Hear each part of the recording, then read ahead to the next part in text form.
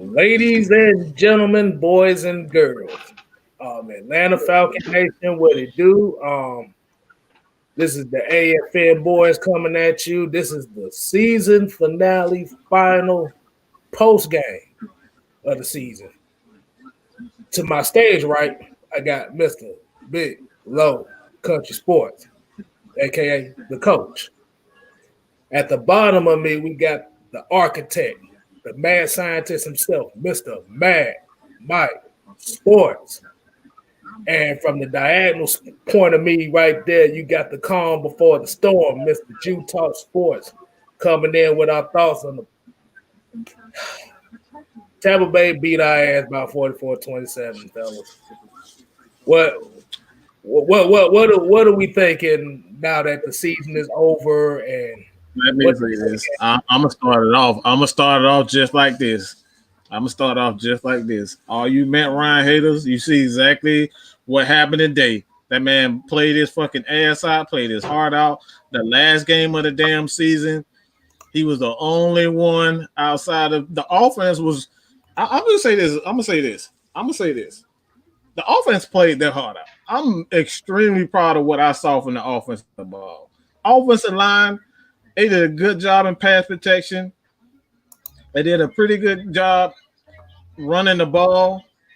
Play calling was subpar, but that's pretty much it. Wasn't terrible, but it was subpar. But Matt Ryan, man, what more can we say about this guy?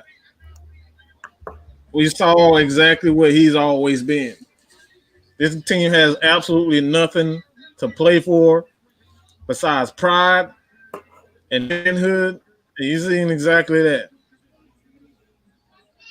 What else can you say about it? I mean, Matt Ryan is Matt Ryan. Still throwing. He said people say that he can't throw. He can't throw with velocity. All he was doing was throwing heat.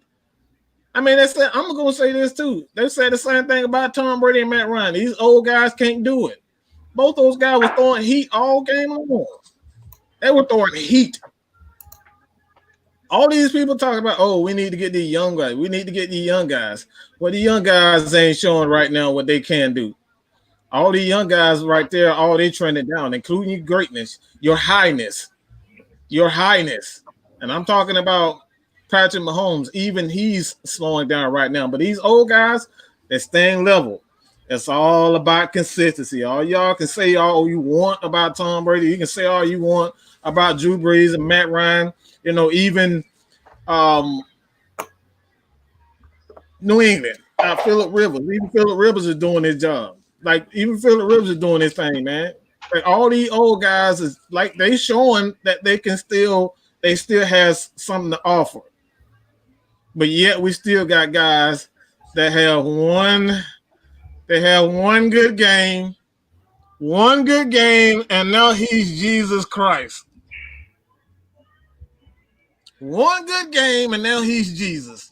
Now one good game, and now we'll throw away the entire offense for one person. I love the guy. I don't want nothing but the best for him, but let's stop. Consistency. This is what the NFL is all about. Playing quarterback is not about overall talent. It's all about consistency. You can have one game and you have 2-3 bad games in a row. But what did that leave you? You're just an inconsistent quarterback.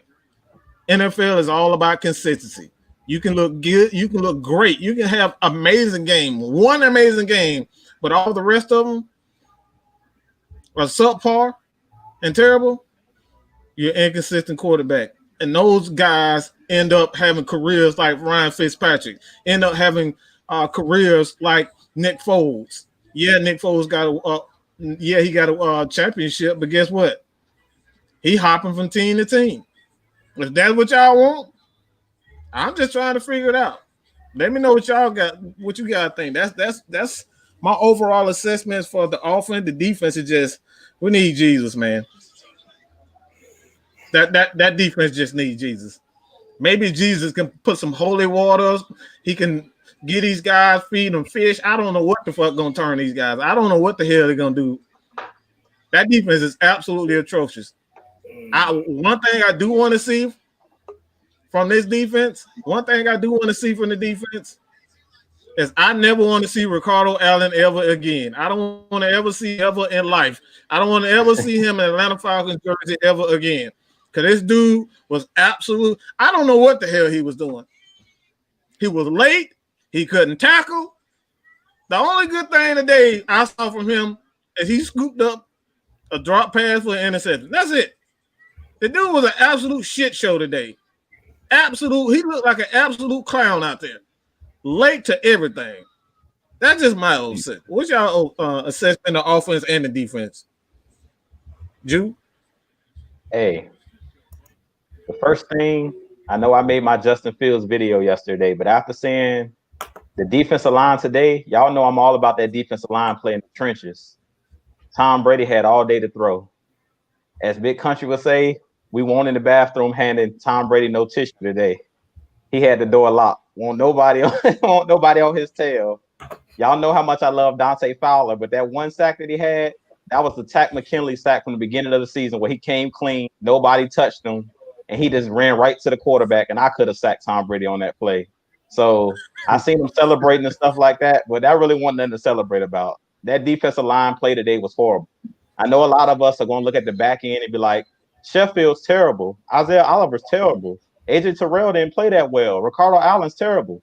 Yeah, the secondary didn't play well, but Tom Brady had all day to throw. And when you got, it is not like he's playing with the Patriots wide receivers.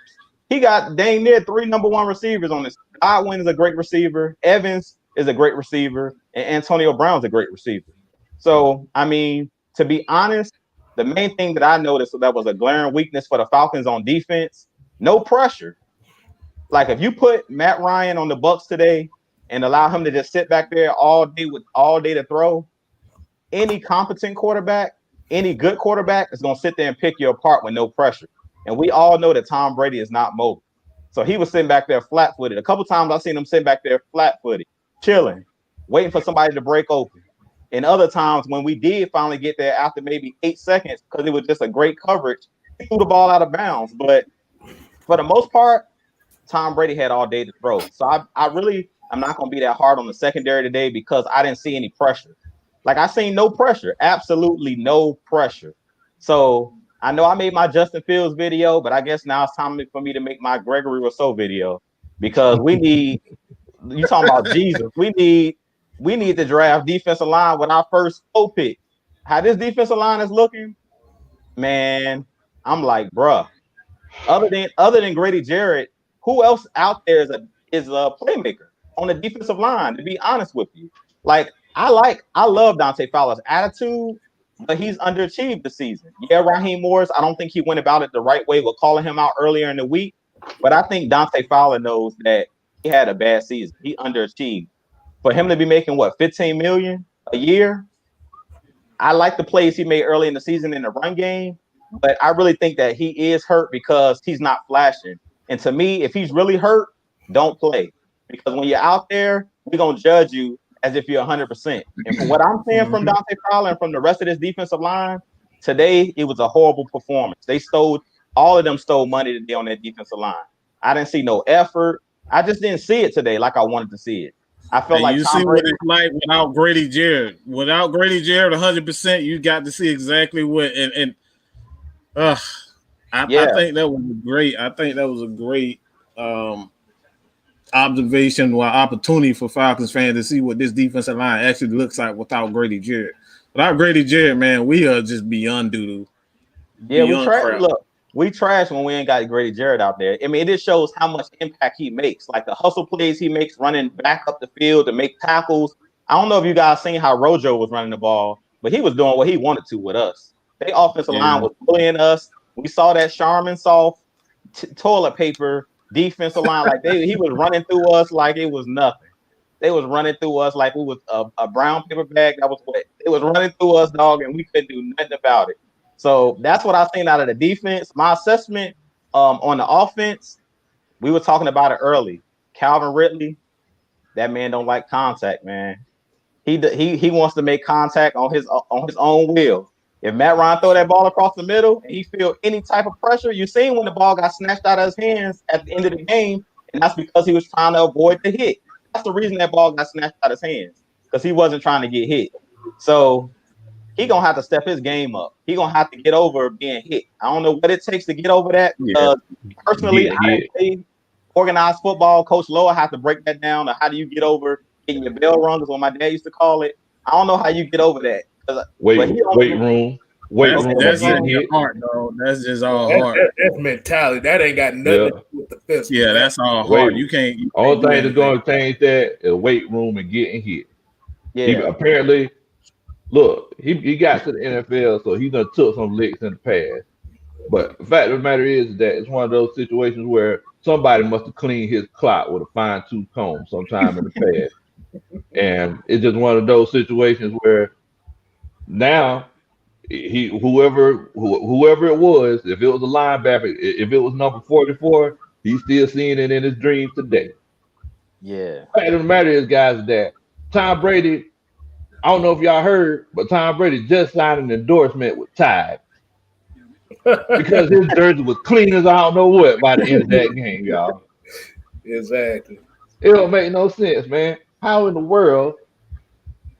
We all know that the way to get pressure on Tom Brady is A-gap pressure. Whenever Grady went down, I said, well, this game is over. This game is over because nobody else is getting no pressure up the middle. This was Marlon Davis's chance to shine.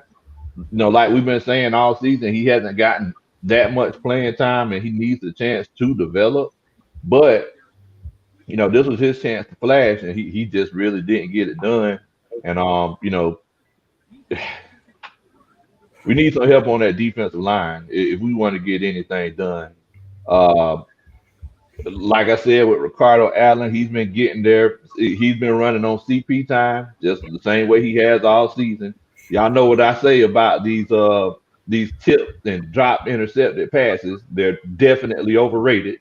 I know at the beginning of the season, whenever y'all was talking about Michael Walker getting all those tipped interception passes at the beginning, oh my goodness, Michael Walker, he's going to be the guy. Like, wait a minute, y'all, let's pump the brakes now, and sometimes whenever a guy's in a position to catch an interception on a tip pass, that's not always a good thing.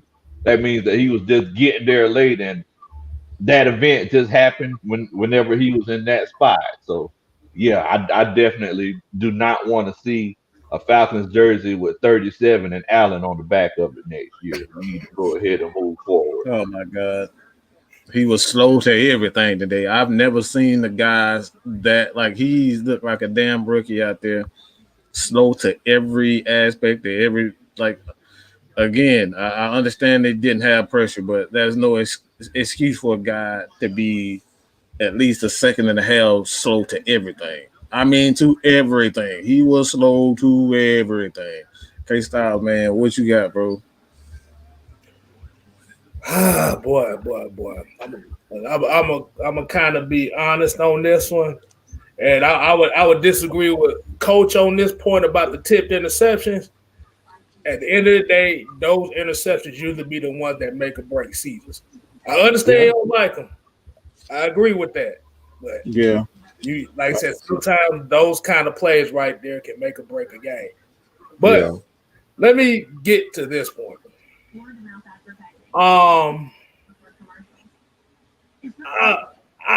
It looked soft out there, bro. It was bad. It players look like. See, this is what happens when you have a defensive line full of defensive ends and 3-4 outside linebackers. Oh my God, yeah.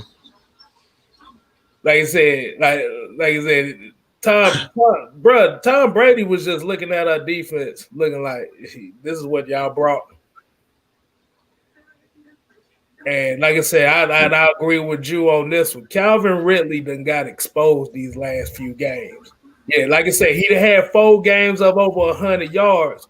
But if you actually look closely at a lot of those receptions, he gets some big receptions. But when it comes down to those money receptions, as far as being a number one, he's not ready yet. I always say key situations. Big time players make plays in key situations. I don't give a damn how good you were against early in the game and all that type of stuff. The big time players make plays in big time situations, and that's the same for the defense. I don't give a damn if you rate top 5. We saw last year with the 49ers, they were great all year, but when in key situations, they failed to get it done. So that's what like looking at last week, the same thing. Calvin really had drops. He had drops in key situations. That's not a number one receiver. I'm sorry. He put up, 1,800 yards.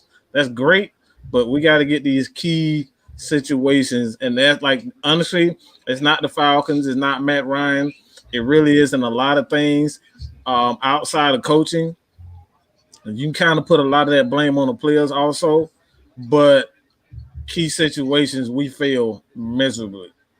I don't know what it is, but we got to get that. And the only thing that's going to change that, to be honest, is a culture change. This team needs a culture change, period, point blank. It's not – I can't put it all on the players in that situation because this is what the coaches created. They created this soft environment.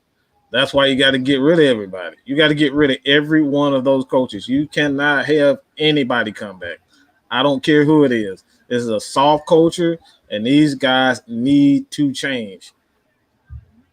You basically took the words right out of my mouth on that. I mean, if you looked at the sideline of the Falcons sideline from where they panned away from, like I said, you could really see how fractured this locker room really is. It's fractured how this team really is mentally. Because I saw Julio, like I said, and this is where Julio Jones kind of gets his money while getting his flack at. At least I saw him out there trying to coach people up. He's a player. He's doing that. That's a problem. And the thing and the whole issue with that was if you looked at halftime, he would actually get into Ridley, telling him you got to do better. You got, like I said, you can't be scared of that contact. Like I said, especially if you want that money when that contract comes up.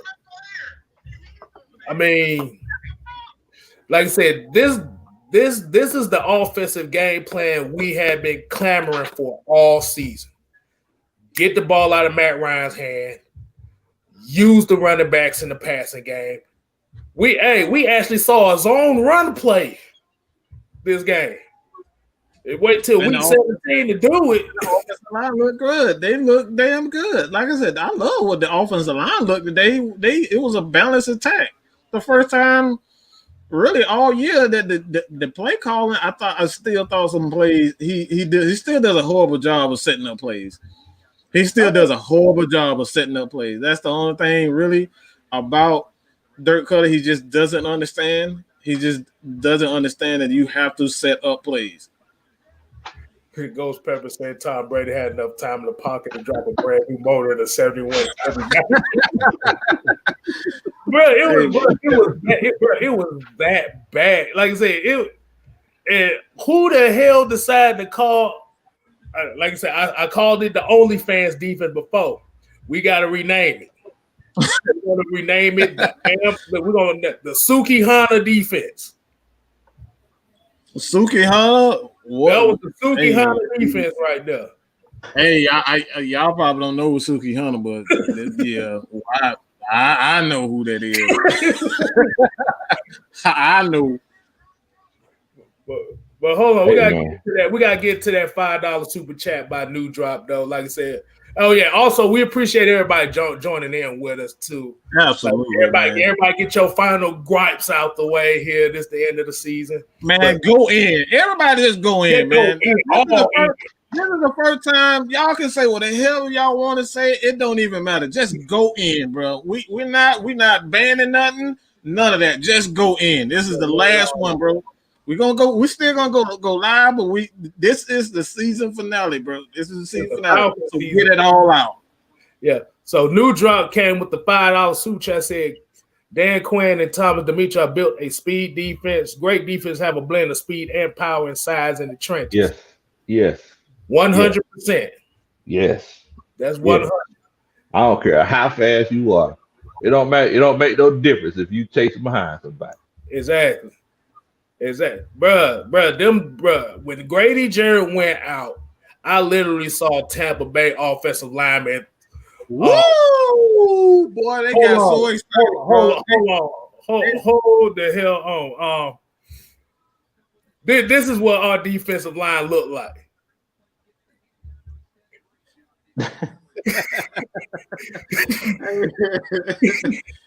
man, look. They saw them big ass hard. I got to say it a couple more times because that represents every lineman we have. Okay, that's it. Bro, they were literally tossing our defensive linemen around like they were kids. Bro, I said this. These dudes look like they was playing patty cake. Looked like they was legit playing patty cake with the offensive line. All I saw all day was titty bumping. That's what it was. It was titty bumping. That's all it was. It was titty bumping. Bro, like I said, I don't care what nobody says. A new quarterback can't change that. Bro, that's a new quarterback can't change. Bro, when you need a coaching change. It has to start. It has to start with coaching. Like, my whole thing is that I don't care. Like everybody talk about the defense being soft and everything, and us going into that playing the sticks in that 3rd and 16 and stuff like that. Like I don't even care. Like I know coaches that coach soft teams. Like I know coaches that like they don't blitz that much. They fall back.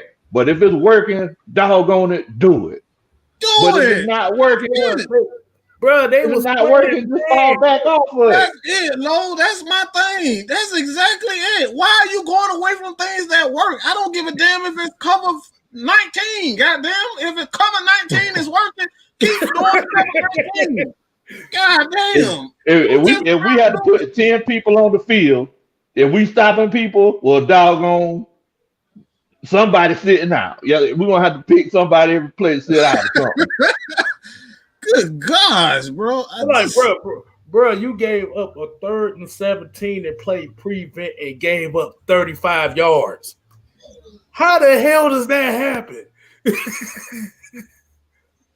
No awareness. Like they put them in no man's land. Think about it. If I'm 15 yards away from the line of scrimmage, and you're running towards me, and you could go in any direction that you want to go in, and I'm standing still, I'm going to get beat. You have the advantage. Exactly. Hey, Mike, I'm surprised we were talking about Rico and how he need to go. I'm surprised you didn't talk about that first touchdown that Antonio Brown caught that this motherfucker. Oh, I know. That's what I was actually about to say. That's exactly what I was about to say. That's the main reason why. I was like, bro, what are you?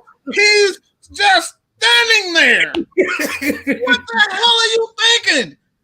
He was the only. It was no other receiver in the vicinity, and he's just standing there, bro. He stood there and fell as soon as he was about to make his first move.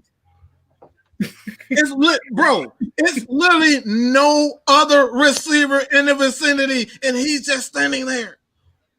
What in the heck?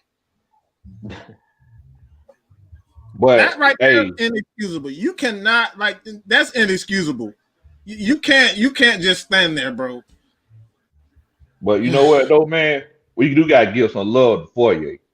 Like I know that he caught that touchdown on him, but he was right there, man. Yeah, he was right there. He was right there. Like he was in there. He just swung at the wrong time. But you got to give him some love on that play. That was pretty good coverage on Chris Godwin, 20 yards down the field. Yeah. I just don't like those matchups. We have a tendency to put our linebackers in those types of, even though they are fast, we have a tendency to put them in bad situations to look even worse than what they actually are. He shouldn't have been in that position to begin with to guard a receiver. Godwin is a hell of a receiver. Why would you put him in that position? You know what I'm saying? I just don't get it. I really don't get it. That's what I just don't get with this team. I just don't understand what the defensive scheme or the philosophy or what the hell they even thinking. I just don't know what they like. What are you thinking? I legit want to know what the heck are you thinking? Well, we're gonna get to this $5 super chat by Fire Falcon. Appreciate you joining us. Appreciate it, man. He said rushing 3 all season and it doesn't work, but they still keep doing it. Shaking my head. We've been talking about this all season. And my biggest problem, my biggest problem with the defense, like Coach Lowe was saying, my biggest problem is, to me, we don't make teams play on our terms. Like, as a defense, why are we always the one reacting to what somebody else is doing? Like, be aggressive. Make them react to what we doing. We bring everybody, like, how many times have we seen we bring everybody to the line like we're going to blitz and then drop everybody out and bring 3? Like, bring the house. If you're going to show the house, bring it. Like, Tom Brady knew every time he's seen all them people at the line, they ain't coming for me. Like, he was chilling. He didn't look like he was nervous. He know that. Audibly. He looked like, okay, they at the line, but everybody finna drop into some type of coverage. Ain't nobody coming for me. And that's my biggest problem. It's like, you have to instill fear. Like, even if he get the ball off, still put that helmet in his chest. Like, make him feel something. You might get a flag, but make him feel something. Like, with our team, when y'all talk about that soft culture, my biggest problem is we're not aggressive. We're not aggressive. Like, when you blitz, you're going to get beat sometimes. But we're still getting beat in cover in zone. Doesn't make. I'd rather get beat in more than one way. I'm getting tired of getting beat the same way. I at least want to see it from a different perspective. Like, exactly. That's my problem. Is like, we're always the one trying to maneuver and react. Like, when you sitting back, like he said, 15 yards back, you're the one reacting. If I got the ball and I'm running at you, I'm the aggressor. You're not the aggressive sitting there flat-footed. And to be honest, the hardest way to make a tackle is if you sitting there flat-footed and somebody got momentum running full speed at you. Because then you wonder why we miss so many tackles, because our guys are steady backpedaling and never going forward. So, like, you're going to get ran over because you have no leverage. So I'm like, my biggest problem is, like, be aggressive. Why are we never the aggressors? Be aggressive. Like, one thing I can say about Jim Schwartz, the Eagles, like, I would hate to play in that secondary because they're always out on islands by themselves, but he's going to attack you. The same thing with Rex Ryan. They're going to attack you. Todd Bowles today, he brought some house blitzes at Matt Ryan, and most of the time, Matt Ryan was throwing off his back foot. He didn't have time to get the ball off. And to me, on third downs, third and longs, make them throw the ball short of the sticks. Make them go to their hot read and make us come up and tackle. So bring some heat. Like, on 3rd and 16, it's no reason why on 3rd and 16 we're playing coverage and Ricardo Allen getting mossed on by Godwin. And we got all of those guys back in coverage. That makes no sense. So that's my thing on defense is being aggressive. Like, stop always being the one reacting. Make them react to what we doing. If we bring in pressure, make them have to go to their hot read. Like, stop letting them be the aggressors all the time, and we're the ones folding like lawn chairs and like cheap tents all the time. I'm gonna tell you, I'm gonna use a better analogy on that one. I'd rather go down like Nate Robinson, to be honest with you. At least he went down swinging. Hey, man. That is a different mentality from you going down swinging and you just standing in the corner letting somebody hit you. Yeah. That's where this Falcons problem is right now. Is letting people hit us in the mouth and we not hitting back. That's a perfect analogy. That's perfect. We just sit there and just get hit, and we get hit, and we don't swing back. It's like you getting, that bully in the neighborhood, man. Your mama standing in your corner. Boy, you better hit him, man. You better hit him back. Hit that man. Hit that man. That's what you need to do. Exactly. Let the bully beat you up. No, you need to get some licks on that big bully. You know what I'm saying? Balling up against stumped out, dog. Hey, what do y'all say? Scared money don't make money, right? Make money, bro. Right. You gotta go and get it, man. Like I said, it's out here. Like I said, we got Kendall Sheffield looking terrible out here. Dante Fowler getting blew up by tackles. The Tui Mariner it's like everybody just get blown. Dion look confused out there. Debo on that touchdown. Oh my God. Like, he just let that man cross his face. Yeah. I was like, okay, so you let him cross his face. Yeah, he almost looked like he was like in a glitch on Madden or something. The guy crossed his face, then he's like, oh, my bad. I'm supposed to get him. Like, yeah. Hell, like I said, Devon Stanford said Ricardo Allen was running on AOL dial-up. Hell, the whole damn defense was running. Like I said, this defense, Foye, Grady, AJ, even Keanu Neal. Like I said, this is the core of your defense. Deion's still a captain, but he's kind of regressed this year as far as coverage, and I don't know if his confidence got shook. They don't believe in him. What I saw from the offense and what I saw for the defense is completely different. They do not believe in that defensive philosophy at all. At all. Grady Jarrett is literally the only guy out there playing with any type of pride. That defense looked absolutely. The offense, yeah, they have their faults and whatnot, but that. See the problem. Like I said, and I will agree with y'all. Like I said, this cover 3 scheme is not meant for just a fast defense. Like I said, your defensive line got to have some meat on the bone. You got to have some meat on there. You can't be eating healthy choice meals out there. You need some beef. Need some hungry man dinners out there. They got choice dinners out there. That, like I said, don't nobody eat that shit. But like I said, at the end of the day, like this game was gonna show who was gonna want to get paid next year. And I saw a lot of guys did not want to get paid next year. I'm just gonna keep it real. No heart whatsoever on that defensive side of the ball. I saw absolutely no AJ. He's a rookie. I don't really expect a lot from him outside of rookie. He's gonna have those plays where he's up and down. Those are rookies. That's what I expect from rookies. But when you got guys like Ricardo Allen and Stephen Means, Dante Fowler, these guys, like, they're getting absolutely no pressure, no nothing. It's like, why are you even out there? Why the hell are you even out there? You know what I'm saying? So I don't know. Coach Low Man, let us know, what would you do with the defense, just with the team in its entirety? How would you go about fixing the team? So it's like right now, it seems like we're like at a little bit of an impasse, but we also got to make some money decisions.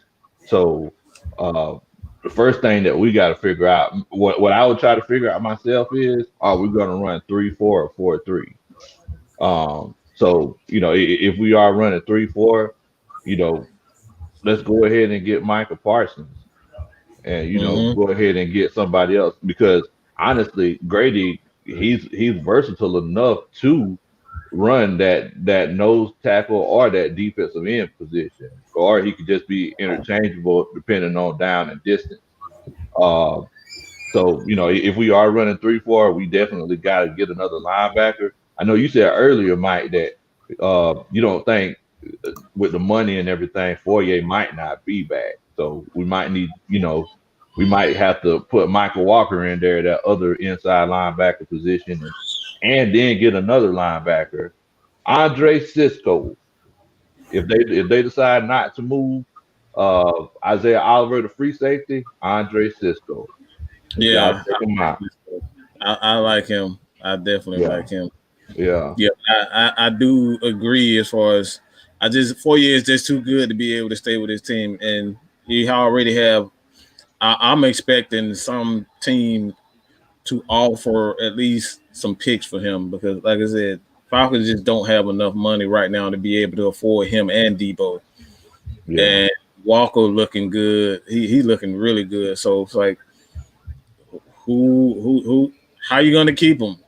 You can't keep him. Like, let's just be real. You can't keep him. That dude is going to he is going to at least command a first round pick. He's that good. Fourier is that good already. And like, the Falcons just don't have the money for the next 2 to 3 years. You just don't have the money to be able to pay him, because Grady Jarrett, Deion Jones, Julio Jones, those guys in the next year or so, their money is going to increase. Yeah. So that's it. All right.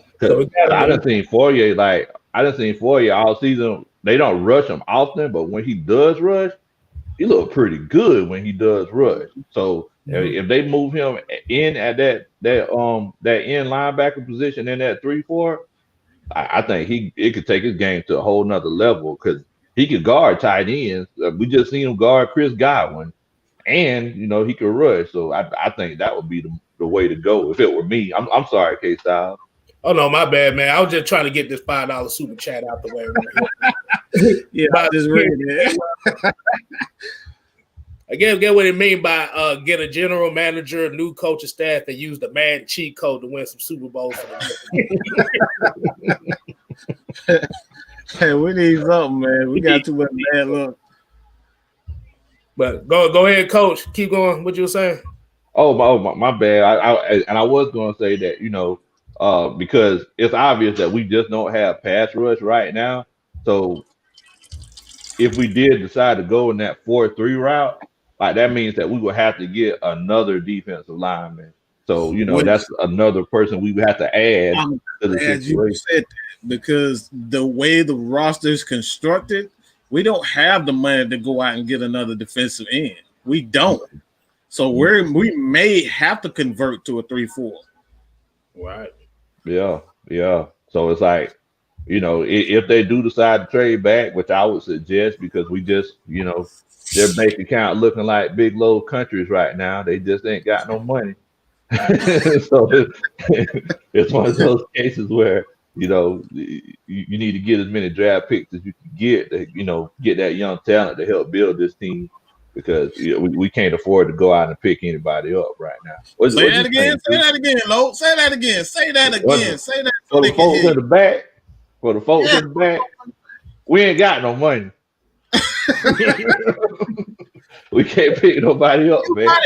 You gotta pay quarterbacks. You gotta pay these top 10 quarterbacks. They're not free. They come with at least a $10 million cap hit at the very least. I'm just saying. Like you said, bro. Like I said, just put it in the acronym WDM. What damn money? What damn money? We ain't got no damn money. All I was gonna say was piggyback on what Coach Lowe was saying and what Mike was saying. Hey, if I'm the Falcons, I'm trying to finesse somehow, some way. I'm trying to finesse Foye into signing. And what I've been hoping, what I would do, I'm not letting Foye hit open market. He has one more year with the Falcons. This offseason, I'm signing before he hits the open market, because if you guys remember, and I'm glad we moved on from him, but Austin Hooper, he was one of those guys that was like, the Falcons just didn't offer me anything. And then when his deal was up, well, of course he's going to go to the highest bidder now, because he knows his worth. But if you sign a player before they actually know what they're really worth on the open market, sometimes you can finesse your way into, paying them a lesser contract. So what I'm doing, if I'm the Falcons, I believe in players. Get your money while you can, because you never know when you're going to get injured or when your career is going to be over. But if the Falcons somehow, some way, me being an honest fan, I would try to finesse my way somehow, some way to pay Foye. Even if we had to lose Keanu Neal. As much as I love Keanu Neal, he's not the player that Foye or Lil Con is. I'm sorry. I love Keanu Neal, but because of his injured history, I'm trying to do everything I can to pay Foye or Lil Con, and I'm trying to keep like a Bobby Wagner. And what's the other guy that play next to Bobby Wagner over there in Seattle? That they kept KJ Wright. I'm trying to keep that pairing together as long as I can. So this year, I'm going all in. I'm calling Foye as soon as we can start bringing guys in for new contracts. He the first person on the list we call it. When midnight hit, 12:01 hit, and we can pick that phone up. He the first person I'm calling. Like, look, get your agent on the phone. You come in immediately. We trying to get you signed. What you want? Like, I'm trying to do everything I can. We rolling out the red carpet. We doing everything we can, but we don't want this dude to hit the open market, because we see he hasn't even reached his ceiling yet. And to me, he got snubbed for the Pro Bowl this year. Like, this dude hasn't. So, and I really believe what Coach Lowe was saying, and me and Mike been talking about this for a long time. We need to go to the 3-4. We need to go to the 3-4. We need to use these athletic linebackers. As Coach Lowe said, he always talks about violent hands. And Foye loves contact. If y'all notice, he loves contact. So you put him on the outside and let him become a rusher, kind of like a TJ Watt. I think he has it in him. He could easily get double-digit sacks in the season, because he's that athletic and he's not afraid of contact. Like a lot of these guys, like a Deion Jones, he's not a guy you can put on the edge because he doesn't have the size. But Foye, honestly, he'll run 2 running backs. So you can get more out of Dante Fowler. You can get more out of Fowler. You can move him around the line, being that he's he's an undersized defensive end. You can move him around. So that's like that That's the other linebacker crew. outside. Yeah, that's the other outside linebacker right there. Y'all know who our defense remind me of, though? Our defense reminds me a lot of LA, the LA Rams. We always talk about Aaron Donald. We talk about Grady Jarrett. But on the outside, I want to say this right quick. Go ahead. Let me say this real quick. I'm glad you say that because the Falcons are actually looking into, I don't know if you guys heard the news today, but they're looking into their defensive coordinator who runs he has a similar personnel that he has a young corner, he has a stud at defensive end, defensive lineman, depending on where you want to put them. And you have linebackers who are athletic and a high pick. That's something. You go to a 3-4, you're talking about a completely different type of team with a defensive guru or a young defensive guru. This guy is definitely, I've checked him out. He's definitely the real deal. Oh, yeah. And go ahead, Kstylz. Go ahead. Oh, I was about to get to a couple more of these super chats coming in. Anthony Jones here with the $10. What's going on? $10.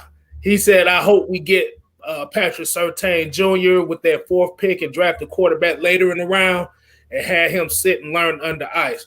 Lord have mercy, drafting Fields, we get a right-handed, shorter Michael Vick. We know he's taller, but we get what he's saying. He's right. He just as inaccurate as Michael Vick. He absolutely right about that. He is Michael Vick. That's exactly what he is. And here's another one right here. New dropped another one, $5. He said, I believe him getting Pro Bowl snub gave Atlanta a slight leverage in negotiating this offseason. Oh, you know what? That I did not think about it. I'm glad that is true.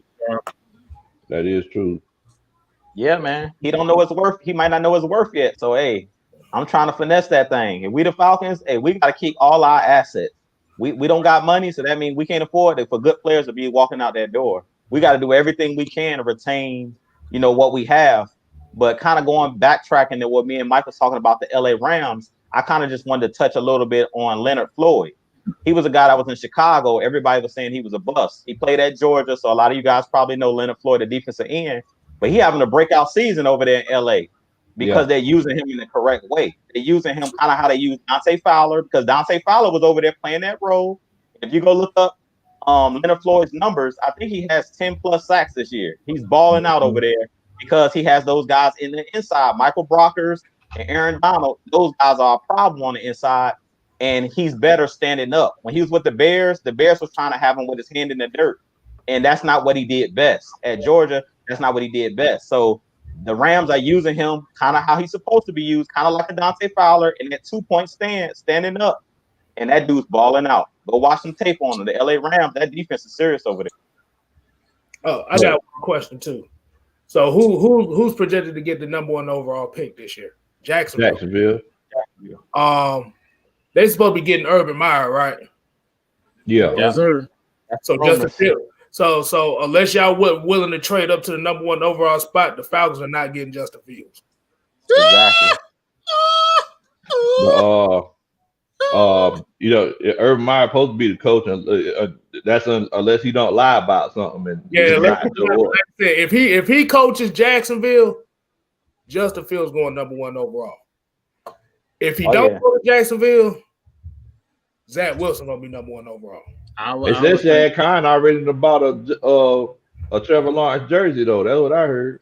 But have you noticed the Trevor Lawrence hype train died out after that game though? Yeah. I haven't heard nobody mention Trevor Lawrence since that game. That's true. That's because we prisoners of the moment, Kstylz. I remember the year before AJ Terrell came out. What everybody said about AJ Terrell when he got his draws burnt off against LSU. Oh man, he had a bad game. Jamar Chase not ready for the NFL. Yeah, everybody was talking all of that stuff, and AJ Terrell just came to the NFL and pretty much balled out this first year, being the best rookie corner.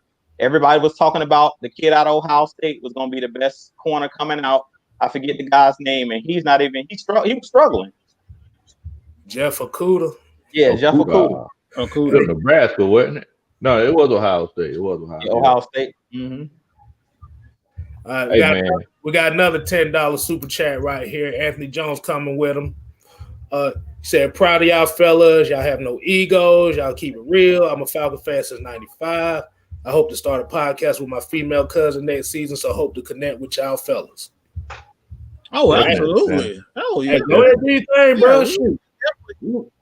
We welcome everybody. Like I said, at the end of the day, hey, do what you got to do out here, because these fives ain't worth a damn for you no more. Exactly. So.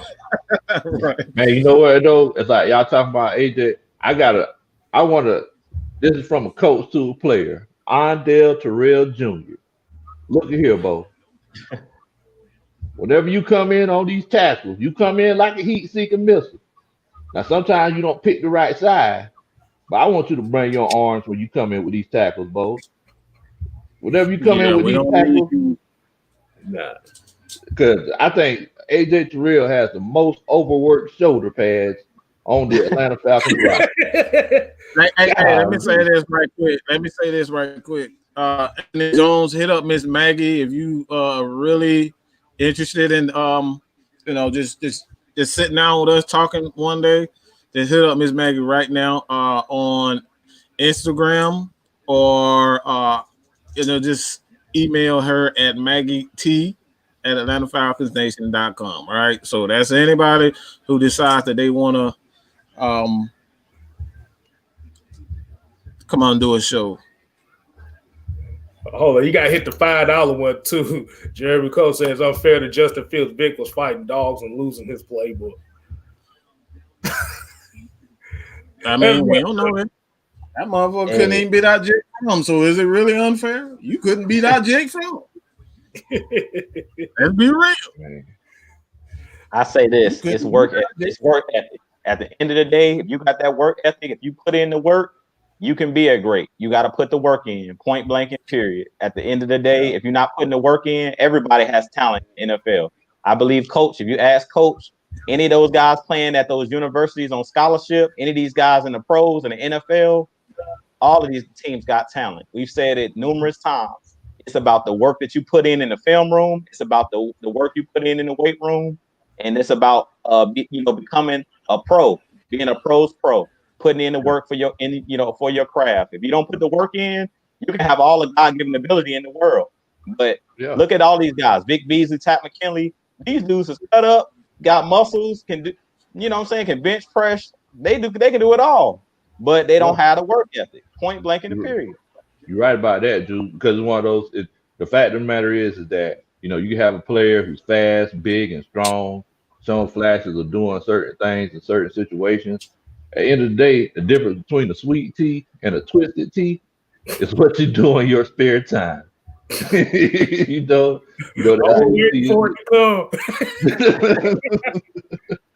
sweet tea is cool and everything. And, you could be good and fast and strong and all that stuff. But, whenever you have your spare time, what you're willing to do, to get to that other level, that determines how good that you can be.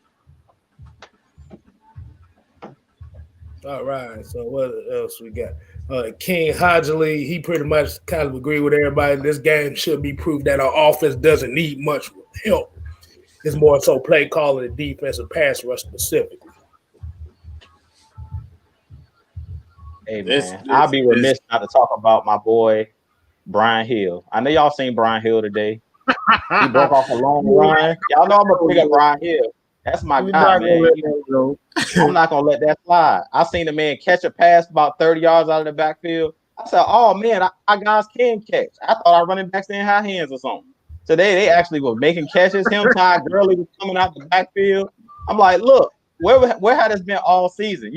They said Matt Ryan didn't like to chase the ball down to it. All along, your coach wasn't calling plays. All along, your coach just wasn't calling plays. And Matt Ryan was checking it down all game long. Who knew? Who knew these guys was explosive? Who knew these guys were explosive? B Hill, eight carries for 90 yards. Hey, I would have never known that these guys had that in it. Bro, I didn't know we had a zone run play in the playbook, to be honest with you. Man, that's the first time whenever they ran, and it's not because I've seen zone running plays like so far this season, but whenever he ran it to the right, I was like, well, wait a minute, we're running a zone run off tackle to the right, and it busted for a bit. I was like, why haven't the last time we done this? I don't know if y'all remember, it was like week 2 or 3. Brian Hill had like a 30-something yard touchdown. Yeah. Most of them were like 21s, 25s, 27s. But it's like we busted one out to the right. He was like 70-something yards. What in the world, bro? That's it. That's like some offensive coaches it's just not patient enough. Sometimes you got to be patient as a coach to keep running that thing. Like you can't continue like just because you're not getting those big runs when you want to get them doesn't necessarily mean in time your running back is going to burst one, man. Like, and we see that with Brian Hill, man. If you keep giving him the ball in certain situations, one thing you got to work on is hands, man. I can't see another one of these dang fumbles over and over again. But if you keep giving him his opportunity, he's going to break one. And that's the same thing with Ito Smith. And right now, I think that was the perfect, if you look at the Falcons squad, Todd Gurley fixed perfectly with this running game. He fixed perfectly with this running game because he's a power guy. We've been needing the power guy, the end zone guy, even the guy that comes in and just be the pass protection. He's been doing pretty good, but we don't have an offensive coordinator to get the best out of him. That's it. Put these guys in position to succeed. Today we saw it. Every one of those guys played an intricate part, a good part in the game plan today. All the running backs. I have nothing negative to say about any of the running backs. They played excellent today. Like I said, it was the game plan we was waiting to see all season consistently. Like I said, if you get those running backs involved in that passing game, they're going to start running harder. Mm-hmm. And that's what we saw. And just like with any wide receiver that you have on your team, you have to get him the ball to keep him engaged. And like I said, I talk about how soft Calvin Ridley's mentality is. Russell Gage is a dog. Man. I'd be worried about him sometimes. Like Lo said about AJ Terrell and how he hits, and he be worried about AJ Terrell hitting folks. I'd be worried about Russell Gage every time he catch the ball because this motherfucker damn near liable to get killed every game. Dude, fearless, man. But Russell Gage, like really, this dude is going to fight for every yard. Like I said, like I said, he don't do it all the time. But the thing is, at least he's moving forward. Hey, Coach, what do we say on the Film Game Study Friday? You want your offensive linemen and your players going forward. Yes. Everybody, you got 11 people on the field, and the goal is to go forward.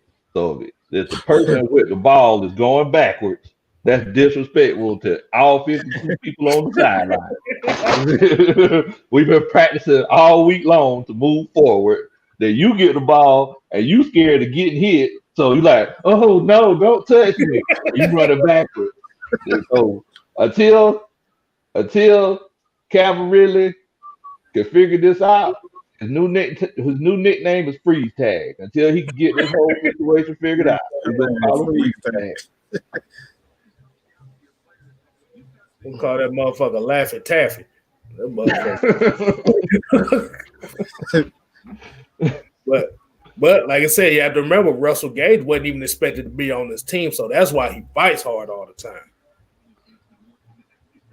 Wow, he had 3 carries today? What in the hell? Wow, Ito only had 3 freaking carries. Man, look. Hey, man. But they were down 23-9, so they really couldn't run the ball like that. Right.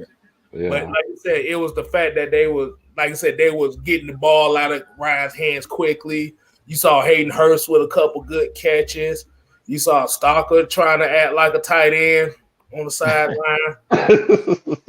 I'm just surprised we ain't missed the best receiver on the team. The best receiver on the team didn't catch a pass this week. You know who that is? Steve Smith. Exactly. Hey, man, I'm Keep glad doing this thing, man. Keep you doing this thing in the flats. That's what keep you at 7 yards and that 5 to 6 yards. Hey, Quinn Willis there really does the cha-cha slide in reverse on every catch. Hey man, but y'all know one thing though, and the thing that we talked about because I don't know if y'all remember we did a show before the season. Wait, hold on, we got a super chat. $9.99. Last Johnson Jazz to the channel. Man, but yeah, I don't know if y'all remember before the season started, we were all on the previous show before the season, and we were talking about the guys that we thought were going to make a big impact, and we were talking about Hayden Hurst. Now Hayden Hurst hasn't been used to his full potential, and this guy had 6 touchdowns this year. 6, that's crazy. He can be a touchdown machine, man, a red zone machine. We get a creative offensive mind. That dude is going to be a problem, man. He's going to be a problem. Yeah. Yeah, William, man, I agree. Calvin really got to get better. But like I said, he's still young. But like I said, for him, it's not physically, it's mentally. Because if he wants to be the number one receiver, he's going to have to be more consistent in catches within the hashes and within the numbers. Jake Matthews is so overpaid. Absolutely not. He's one of the best. I don't think you understand how difficult it is to play tackle in the league. These are some athletes, bro. These are some athletes. Blocking a guy like Dan Shaq Barrett coming off their edge and see how well you do. Von Miller. Come on, bro. Like that's not easy. That is not easy. Coach, look, Lowe knows he's a damn defensive line coach. That is not easy. That dude is one of the best. You line up 9 inches away from somebody who's 265 pounds that run a 4.5 40 and a broad jump of 11 feet and with their hands going all over the place and you can't get your hands on them. And you tell me if it's easy. I think Jake Matthews does pretty doggone good. Like, let's be honest. How many sacks do we see? How many sacks do we see on Matt Ryan whenever someone's coming from behind him? That's all you have to ask. Most of the time, the sacks from Matt Ryan is he's stepping up in the pocket and he just can't find people open. So, I mean, if it's a case where someone just comes around and just gets them, that's a situation where that's Jake Matthews' fault. Jake Matthews is just in a great situation. He's 6'7" and 300 and something pounds, and he can block, and he's just getting paid handsomely. Unfortunately, we weren't lucky enough to be in that situation. Hey, look, I'm about to say Ice Finesse basically to agree with us and hit the nail on the question. He said you never hear about Jake Matthews, and that's a good thing. That's a great thing. That's a great thing. Exactly. When you ain't hearing the person's name called, that means they balling out. The corners and the actual defense, offensive line. If you ain't hearing their name, that's for a good reason. And I think Jake Matthews been doing this thing. I really feel like our problem is the guard spot. Like that's what we've had problems over the last couple of years, and that's what Coach Lowe was talking about. Matt Ryan, he loves to step up in the pocket and climb the pocket as you're supposed to do. That's textbook as a quarterback to climb the pocket.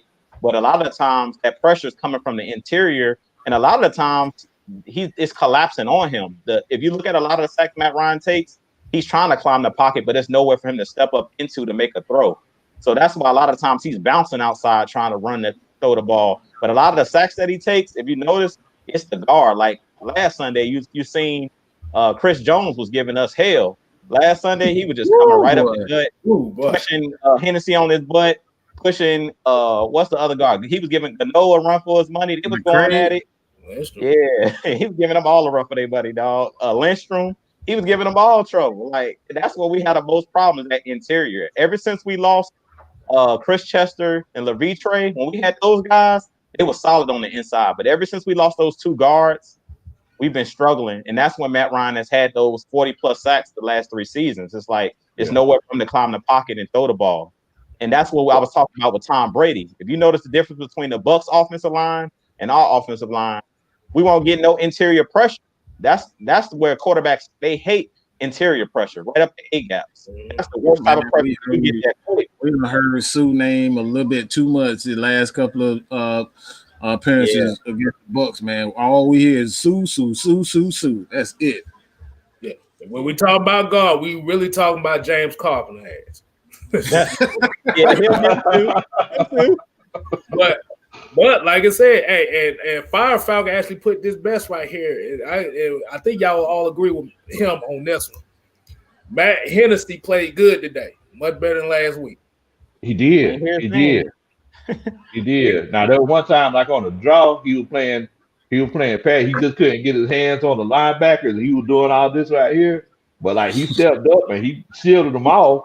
But hey, I mean he's definitely getting better, because I know Mike pointed it out last week. Like last week in the first half, like he was struggling, but like you could see him. Like you could see he was literally maturing before our eyes, man. So I don't think it's going to be that much of a drop off next year, you know, if he can continue to develop, because we got to remember he's still young. And whenever I say young, it's not just mentally, but you know, these kids, man, these kids, they still hadn't got what we call in the country old man strength, you know. So not yet. Yeah. So it's like, you know, for a lot of people that don't know what old man strength is that, you know, a lot of people are strong, you know, but that old man strength is more mechanical. It's more intentional. So like, you know, you see kids, you know, who are in their 20s, like they'll bench press 315, you know, they kind of struggle with it a little bit. That old man strength, he just throw it up, drop it back down, throw it back up. You know, so but once he gets that old man strength, that mechanical strength, he's gonna be a beast. I want y'all to hit this one on down south Georgia boy. Did you see Oliver lay the wood on Fournette? Ooh, yeah, I seen it. Man. I seen how he shot the gap. He shot that gap. Free safety. Safety, man. That boy absolutely needs to be a safety. He just doesn't have that athleticism, especially with his hips, to be a consistent corner. He did okay today. He actually did quite well playing on the outside and inside. They was moving him around a bit, and he actually did pretty well outside of one play, the one deep play. But outside of that, the man, like, he was balling, man. Yeah, definitely. Make You Fumble have right here says you don't have to be a mobile quarterback to be a WB. Y'all spoiled with Lamar Jackson. WB. I guess basically said, you don't need a run. You don't need no mobile quarterback, which is true. You don't really need like I said. What I'm gonna ask y'all this question. What do you think will make a mobile quarterback successful? Is it so much of him being the 4.2 speed quarterback, or is it somebody that can kind of improvise and get out of trouble, like a Patrick Mahomes? Patrick Mahomes not really a scrambling quarterback. Let me say this: a mobile quarterback gets you.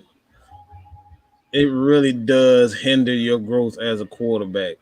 Being a mobile quarterback, because you're so confident in your ability to make things play with your make plays with your legs, you're not worried about your progression as a quarterback. And this is why Patrick Mahomes, and this is why he is such a wonderful player right now, is because your boy Andy Reid slowed him down. He slowed the game down to. He kind of dumbed the play calling down so he can slow down and read the defense.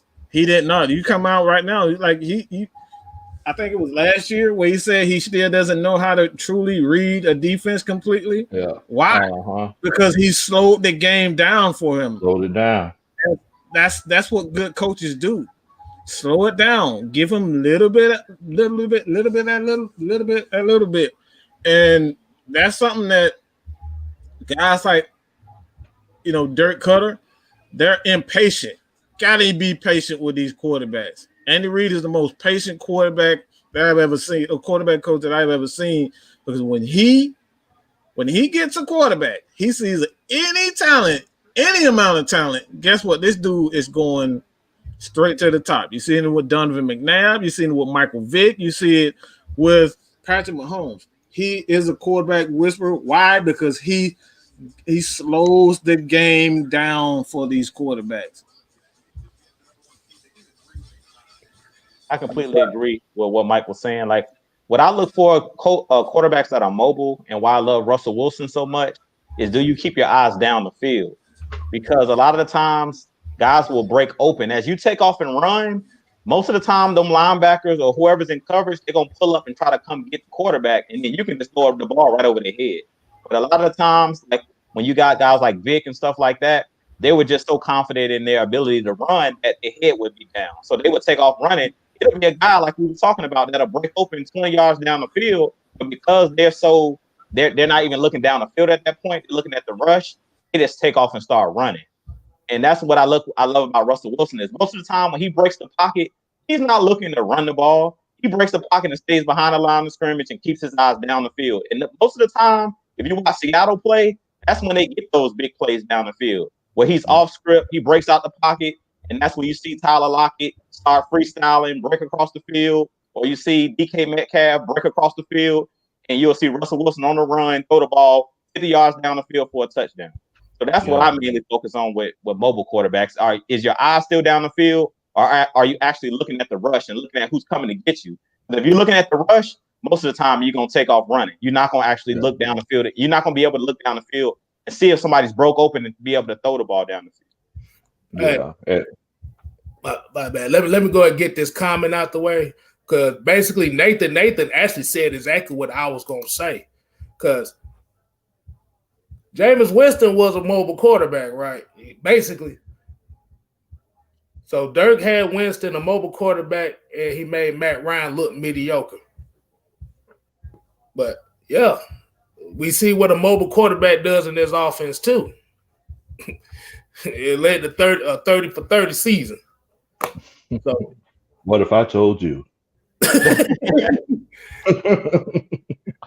But I completely agree with what you're saying, dude, because whenever you have like a quarterback either break, contain, or extend that play longer than those 2 or 3 seconds, number one, I don't care if you're Deion Sanders, Rod Woodson, I don't care who you are. You ain't finna guard nobody for 5-6 seconds.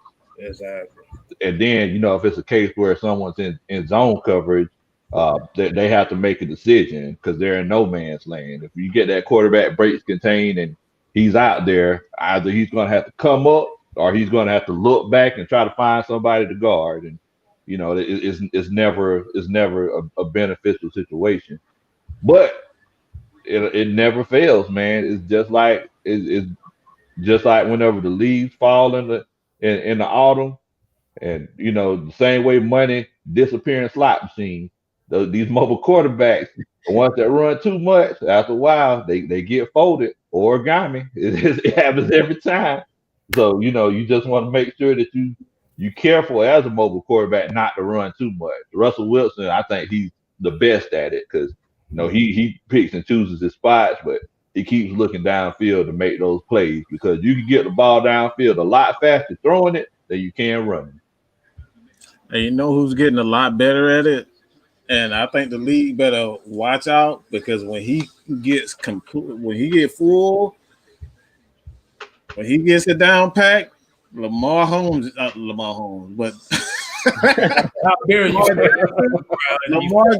man, that dude, he's looking like he's starting to get it. He's not looking to run as much now. Today, all I saw was just exactly that, extending the play, just letting his receivers get deep, and he looked absolutely scared today, man.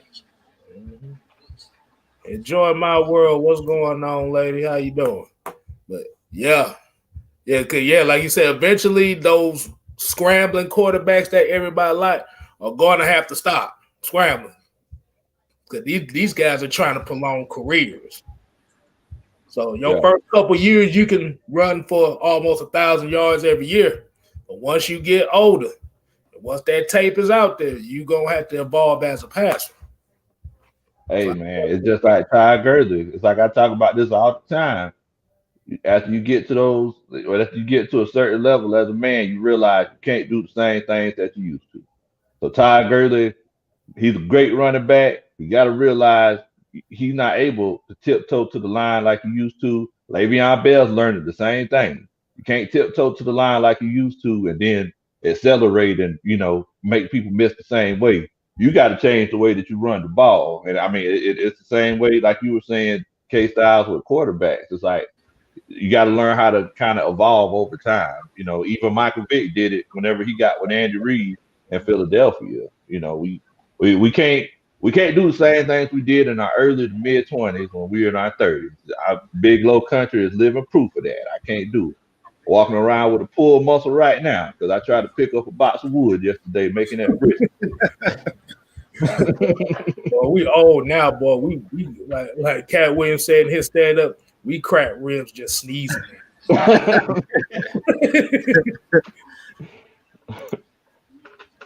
But okay, so Bruce Wayne asked, I think we should resign Neil, but should we resign Allen? And also, what do you guys think will happen with Sheffield and KZ?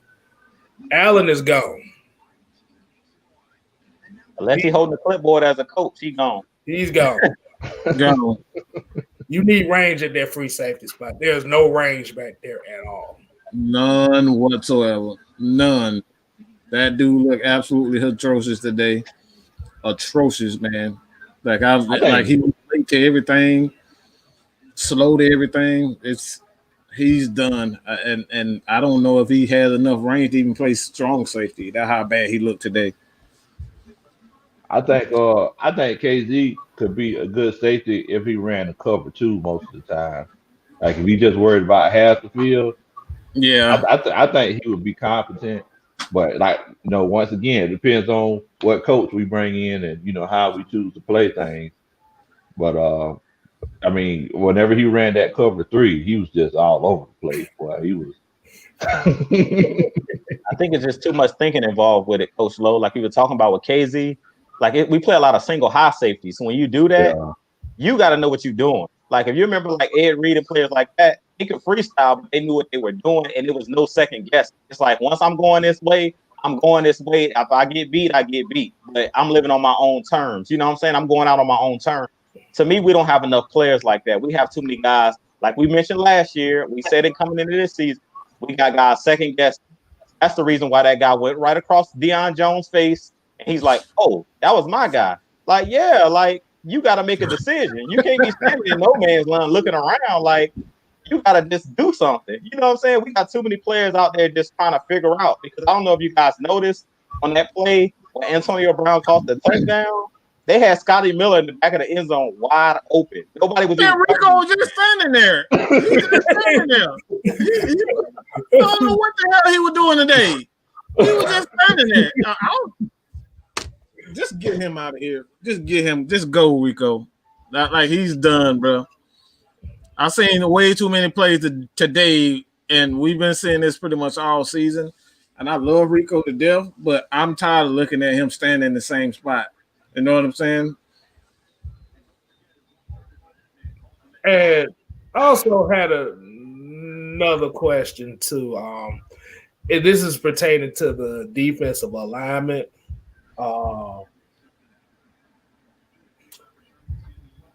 Rico, if you know Isaiah Osborne got the foot speed for Antonio Brown, why in the hell are you going the other way?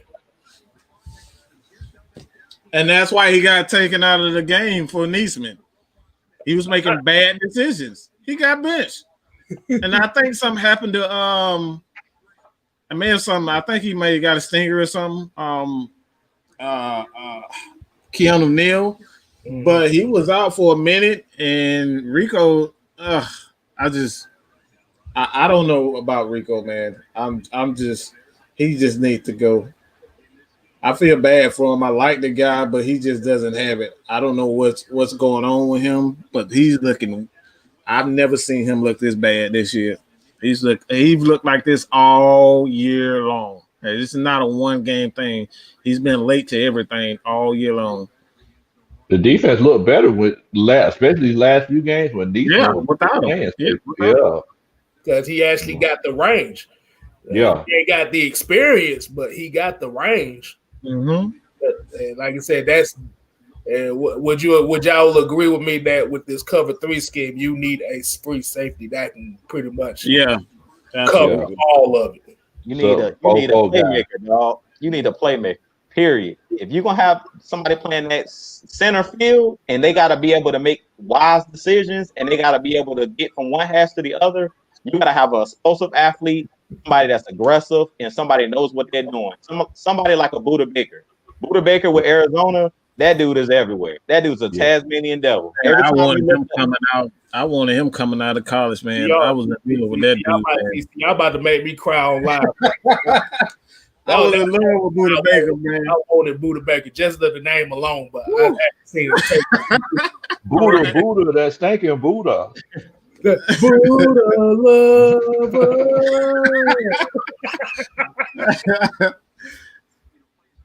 But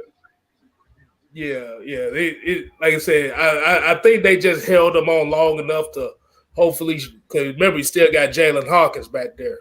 Mm-hmm. So they might try him. They might try him out next year, see how he do. I like Hawkins because he has size. Like, to me, I'm like, I don't want no more miniature players. Nah, man. Give me somebody big that can hit, that is gonna make people think twice. Because another thing about Rico Allen, I love the guy. He's like the little engine that could, But I'm tired of, after I seen Casey get trucked by Zeke Elliott in week 2, I'm like, I'm good with that. Give me somebody big. Jalen Hawkins, he seemed like he got that size. He can bring that pad level down. Because we got too many safeties that's too little. These little guys, they getting trucked. We got too many converted corners playing safety. Give me somebody that got some size, dog, that can bring that wood.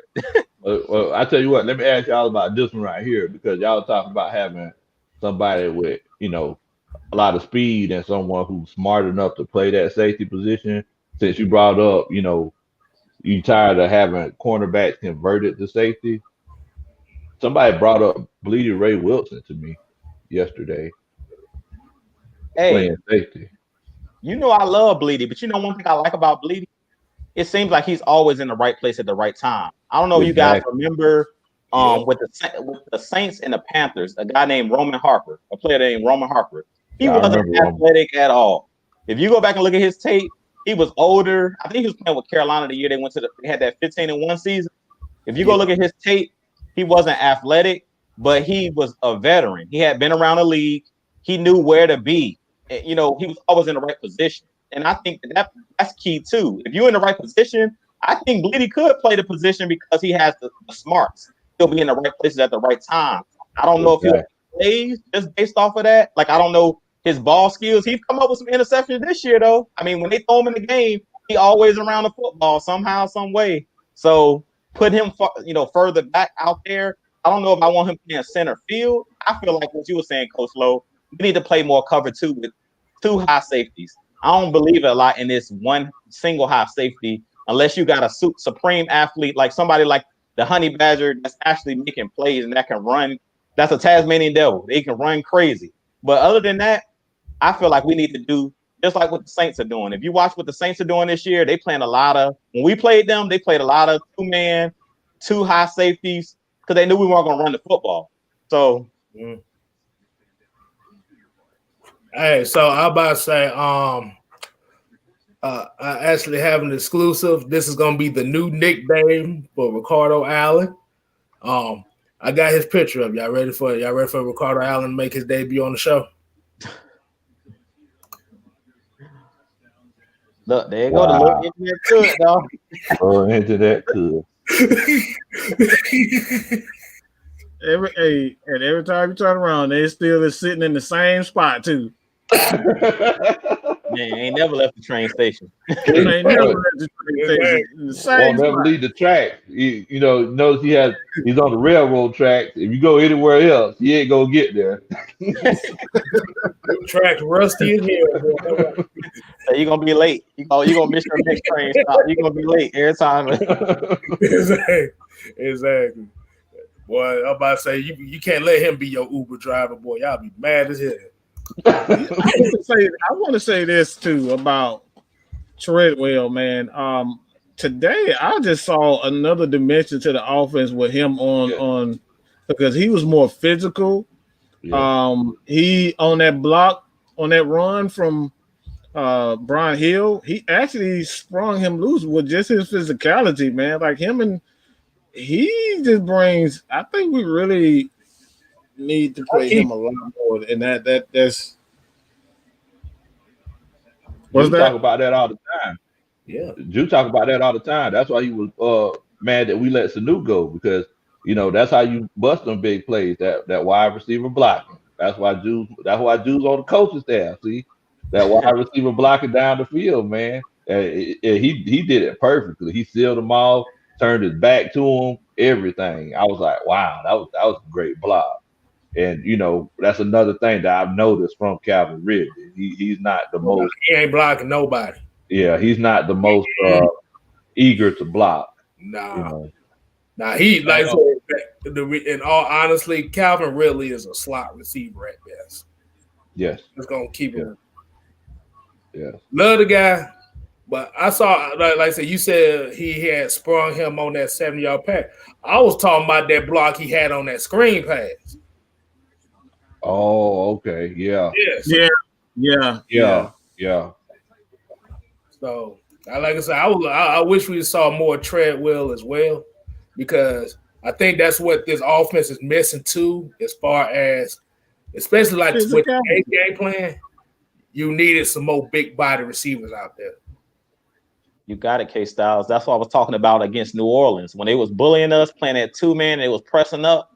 We needed somebody like a Sanu that's not afraid to go across the middle. Because if you watch Treadwell, the touchdowns that he had against the LA Chargers, I think was his first touchdown.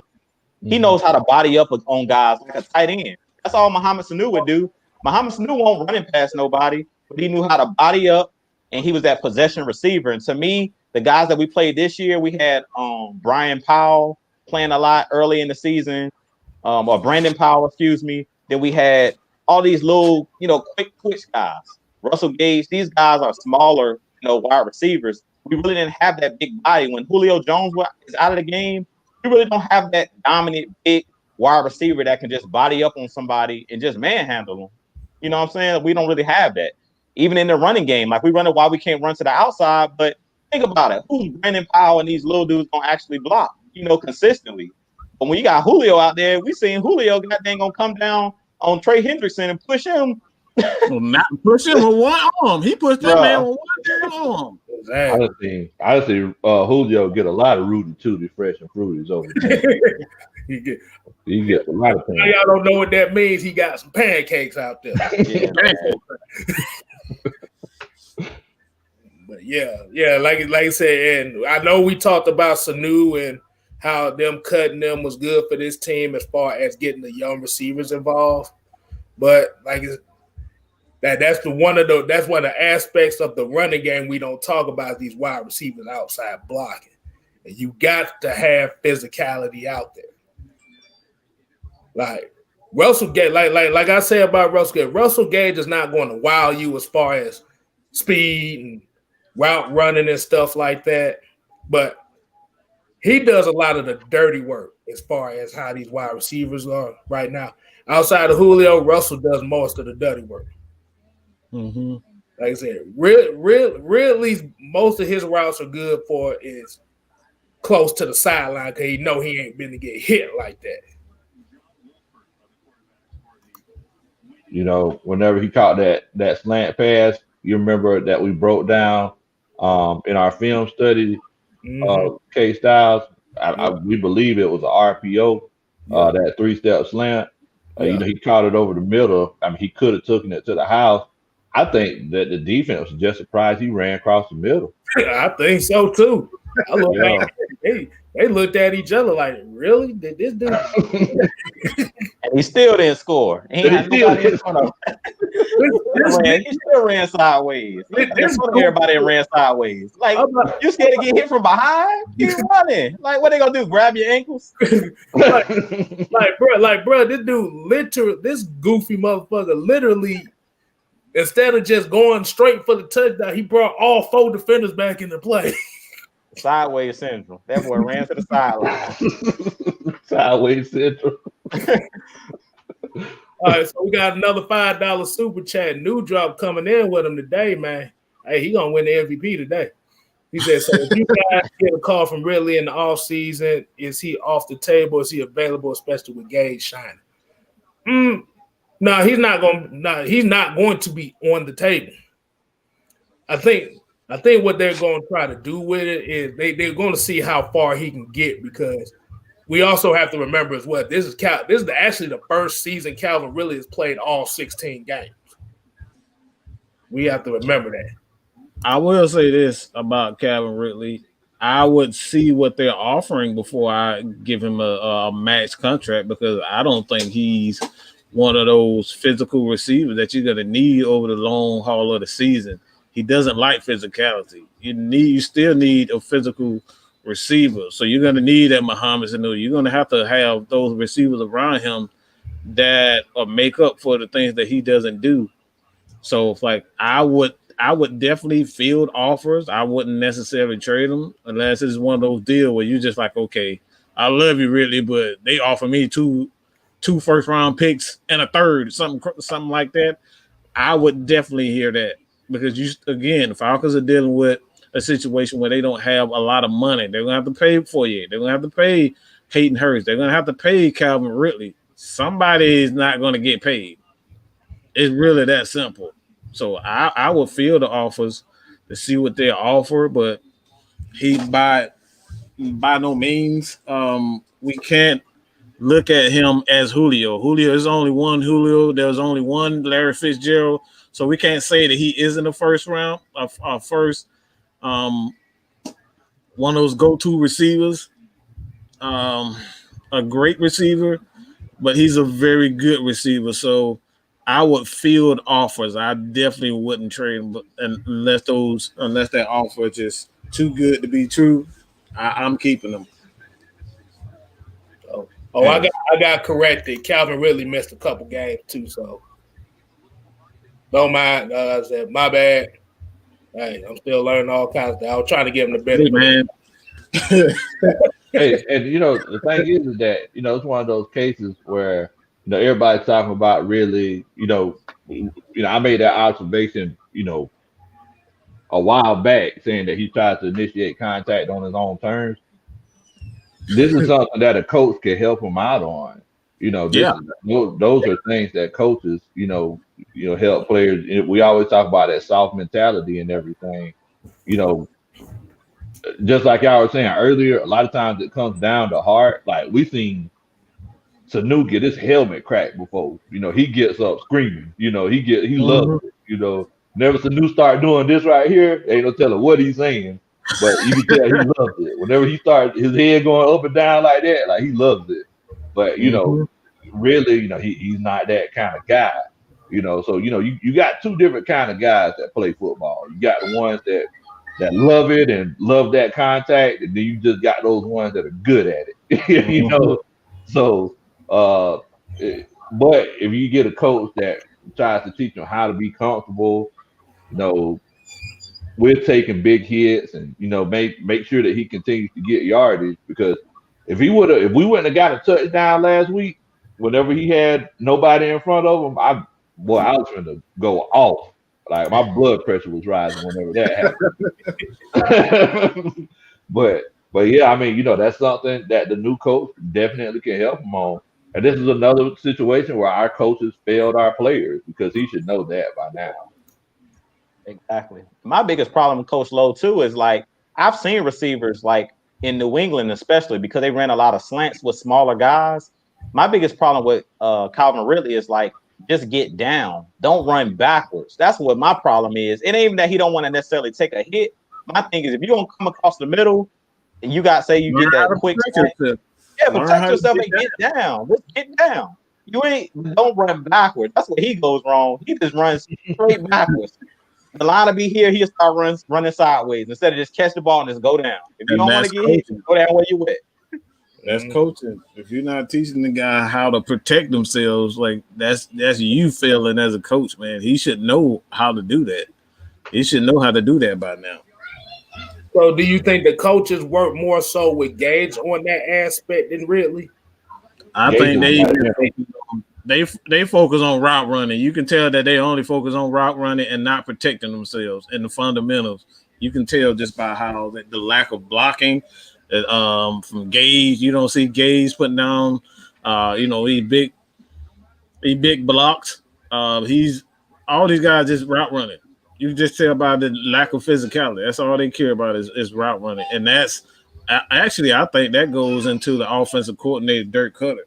If that's something that you look at a guy like Gary Kubiak, his receivers are going to have to learn how to block. You're not playing in his offense if you don't know how to block. So that right there, tell me that's all offensive coordinator. If your wide receivers aren't laying down these crackback blocks. So like Julio, you can tell that he's been trained previously. Yes. His physicality. Like you said, you've seen several plays this last week. Like he put Trey Hendricks on it last week, a couple of weeks ago. He just put him on his ass. That's something that he's been working on. They don't work on this type of stuff. And yes, J Rock, I'm finna do it. Yeah, like I said, this the last Falcon show. Yes, former friend, we are talking to Yo podcast. Hey man, I hope I never see that dude ever again, man. I just don't want to see him ever. If all the new people, this is Dirk Cutter while we overalls, whistle, badass accent, all that shit. Yeah, that's him.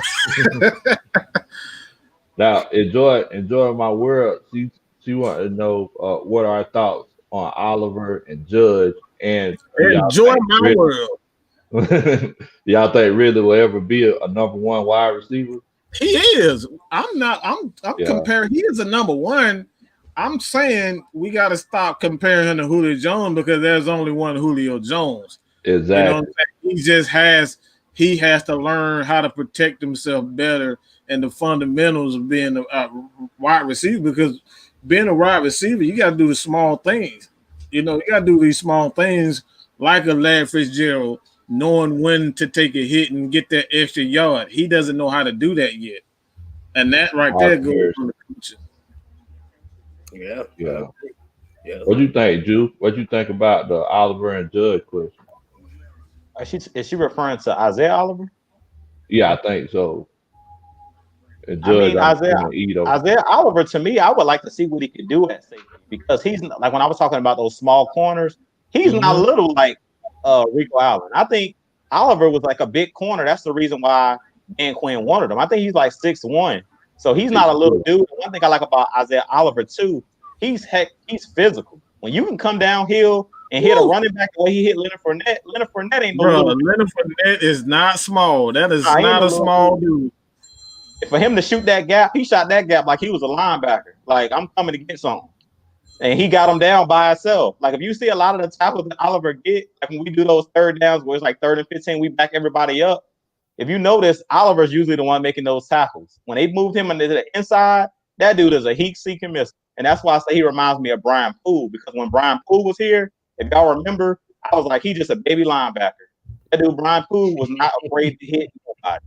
That dude was physical, period. He wanted the best in coverage, but he was perfect for our zone scheme because he was able to tackle in space. And that's something that Isaiah Oliver does very well. Like, he's good at one-on-one tackles. And if you remember when Dan Quinn was here, when he moved Rico Allen back to the safety, he used to call Rico Allen the best tackler on the team. He said that's the reason why he moved him back there. So I think Oliver would flourish in that position, especially when he comes down in the box, because he's good at tackling guys in space. He's not the best in covering guys, like quick twitch guys.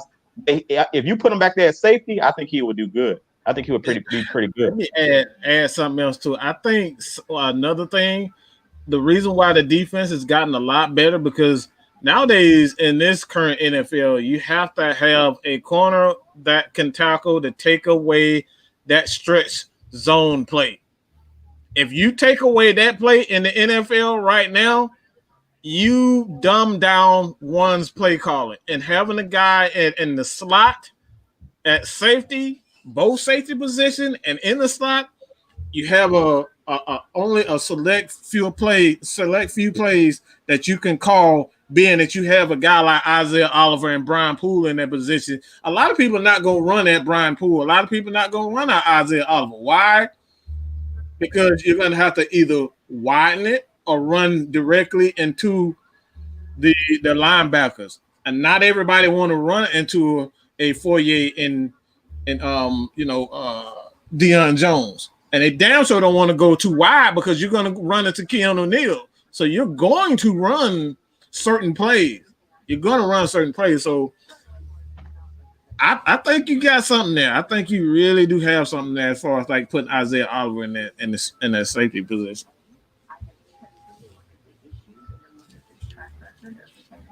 Y'all want me to take a crack at this? Go ahead and break it down. Right. Break it. Isaiah Oliver, like I said, we like I said, from the beginning of the season, we had a whole award for this guy because he played that. Mm-hmm. Which I really haven't used in a while. But like I said, Isaiah Oliver, to me, like I said, that slot corner, yeah, that was the best thing that could have happened for him. Because it's like I said, you take away from him relying on the free safeties all the time. Rico can't cover worth a damn, and KZ can't either. Let's just be real. But I have a question for y'all too. So let's say, just in case, if they don't re-sign Neal and let him walk, would it be a good idea to put Isaiah Oliver at strong safety?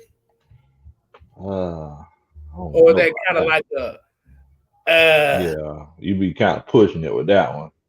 Yeah, I want a more physical guy that's strong safety. I need strong safety to me. Like when I think strong safety, and I might be dreaming, but when I think strong safety, I think Cam Chancellor. That's the first thing that comes to my mind. Like somebody that's physical, that's gonna lay the hammer on you. I think John Lynch. I think somebody that's like you afraid of. Like if I come across this middle, I know I'm gonna have to deal with this guy. I think Jamal Adams. Like I think physicality when I think strong safety. That's what I'll say. Taylor. Yeah. I think Isaiah Oliver, he had to eat a few more grits, before we will put him in that strong safety spot, because be crazy too. You got to be crazy as hell to play that strong safety. Keanu ain't got it all up. You can look in his eyes and say he ain't got it all. Yeah, you can tell. Yeah, you can tell Keanu.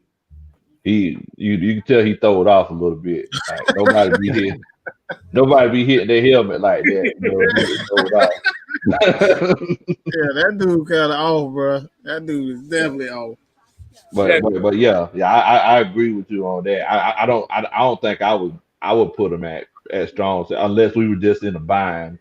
I would put Jalen Hawkins at strong safety before. I would. Yeah, because the only reason why I made that kind of suggestion is I know we talked about he doesn't really have the best foot speed, right? But like I said, like he's like good in like little combined spaces, and like he can tackle. I know like with Kiki is the he's the click clack guy of the defense. I know that you definitely need one of those. But I'm just saying as far as if they don't re-sign him. Because like you said, I'm scared of that dude, man. I'm scared of that dude. That's one dude you can just, like I said, you can look at his eyes and tell he ain't got it all. That dude will run into a wall and won't care. He will not care. I'm good. Keanu is liable to knock himself out of the game. That's how Keanu He one of those. That's what I want out of my. I want that out of my safety. How many times have we seen Keanu Neal knock his own play out the game? Knock his out, yeah, man. At least 6 times this year. Yeah. But just on the second half of her question about will really ever be a number one, yes, like I said, his game he has to expand his range as far as being a receiver, not just route running and catching the ball. Right. He has to know how to block. He has to, like I said, he has to know how to run routes and spaces to where he can get other guys open as well. He can't just can't be in the sideline running flag routes and outside hitches all game. Yeah. Absolutely. Y'all talk about like the mentality of that strong safety. whenever I was coaching football. I don't know if y'all know, like there's a drill that you go through where you have like the thing that's probably about 3 feet off the ground with the bars, make sure that people stay low. So so I had guys shooting the gap, through that, make sure that they stay low, keep that low center of gravity, right? So I had this kid, real passionate kid and everything. Luckily they had the helmets on, thank God, because I hate to know what would have happened. But this kid, he never would stay low. So after practice, I had him shooting the gap, come through, chopping his feet and shoot the gap coming through. He came through that one time and his helmet was high. You already know. That kid came through that one time, his helmet was high. He tore that thing up. Boom! Then you heard the bar go, the bar went. so it knocked him slap out, right? It knocked him slap out. He woke up about 5 minutes later. I was worried about him. He woke up. I said, "Hey man, you okay? You knocked yourself out." He said, "Oh man, what happened?" I said, "Yeah, you hit one of the bars." I said, "You were shooting it though. You were going fast." And guess what? This kid looked me in my eyes and said to me. This kid said, "Well, did I bend the bar, coach?" I said, "Hey, coach, we got a strong play." You got to be thrown off. You got to be thrown off, man. Any coach will tell you that. You got to be thrown off in certain positions, man. Okay. Yeah, because I was only thinking because it might free up a couple more spots or something like that. It's just an idea. So, hey, fuck it. It's all good. I want to hit this one up here. Jordan Daniel said we got to draft at least 2 defensive linemen at least. Our secondary ain't going to have a chance anyway. Yes, we need defensive ends. Not outside linebackers and converting them to ends. We need ends. They can't be 230 pounds and you try to go against 300-pound tackles. We've seen it too much for the last 5-6 years. We need some I actually totally agree with that because I've liked what I've seen from Stephen Means, man. His size and his physicality is exactly what we need. He just doesn't have the athleticism. So I totally agree with that. Mm-hmm. Every time we see Stephen Means, he's celebrating somebody else's damn sack. That's the thing. He just doesn't. He's always in the right place. He just don't have the athleticism. Hey, he the Walton Peter Man of the Year for a reason, dog. Wallace sack, he jumped up into his back like he was a goddamn horse or something. I'm like, get your hands off of him. Oh, what? Yeah. I'm like, man, this dude gonna hurt Dante Fowler celebrating. That's why I was like, he's gonna knock Dante Fowler helmet off and we're gonna get a flag. Like last time. I'd be scared for Stephen Means because I know he's happy for everybody else. I feel like he's gonna end up in the Stephen Tollett Walk of Shame celebrating. I don't know if anybody remembers Stephen Tollett. This dude got a sack. I do. I'm talking about the people in the chat. They might not know Stephen Tollett. This dude literally got a sack celebrating towards ACL during the celebration. Hey, man. Yeah. Oh, my God. That was – man. Oh, man. But, yeah, Falcons need some bookends. Like I said, you actually have a couple of them now in commit. If y'all fully commit to Kaminsky as a defensive end, he's done a great job. He's done a great job. Patrick Kearney, man. That's Patrick Kearney. I keep saying put that guy out there. You need some guys with some long arms. Coach Law always talking about have active hands. But if your arm's short, most of them guys that's playing on that outside, them right and left tackles, them guys are tall and long arms. So unless you Elvis Dumerville, like he was like one of the smallest like pass rushers I actually seen that knew how to dip his shoulder and get around those long arm right and left tackles. But most of the time, you undersized and little, man, they're gonna throw you out the club. That dude was 5'10", 240 pounds. Hell, he could dip under any goddamn offensive line. That boy's again, boy. He get back there though. Yeah, he get back there. I ain't even gonna lie. He'll hit that goddamn swim dip move on your head. Hey, I mean You look at Grady, he's like a short, stubby kind of dude. That's why he fell so far. He's 6 feet. He barely 6 feet. But Grady, Grady, the first guy or one of the first two guys that I seen play linebacker from the defensive tackle position because he's legitimately do this right here and go past somebody. That's it.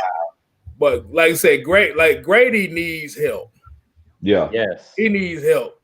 They need a cleanup guy. Like I said, Kaminsky can be that cleanup guy, but he has to get more snaps. Yeah.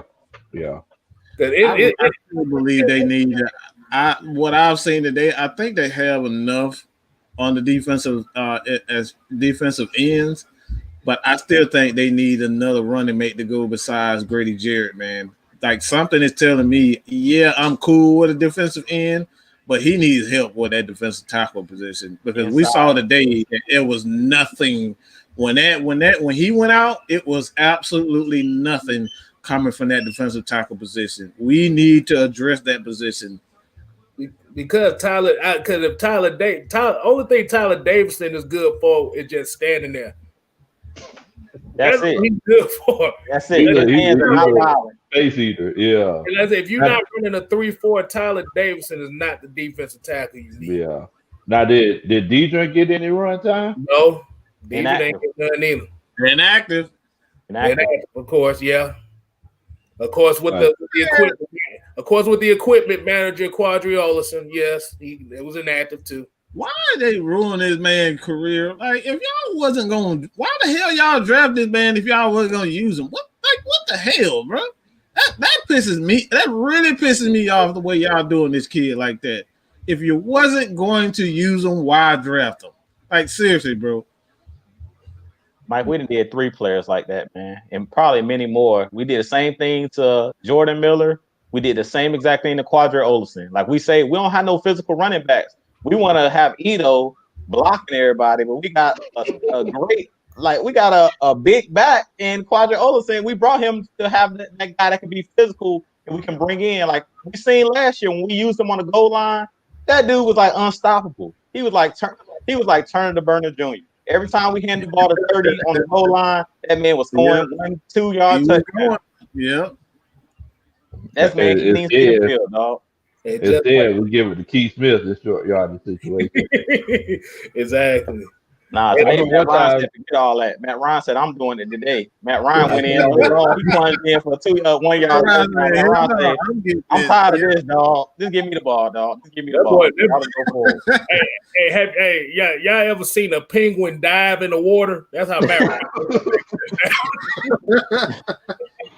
Man, I remember one time Ito Smith was pass blocking for Matt Ryan, and the defensive end, shrugged them off. And because right now during COVID, you can pretty much hear everything the player's saying. I could have swore I heard that guy said, "Who threw that piece of paper at me?" Wow. Man. Oh, no. Yeah. Like I said, that also comes with the nature of what this team needs, though. You got to be physical. Don't know. Oh, at every position you have to be physical. And Jamel said they don't think Ridley's ready for that number 1 spot.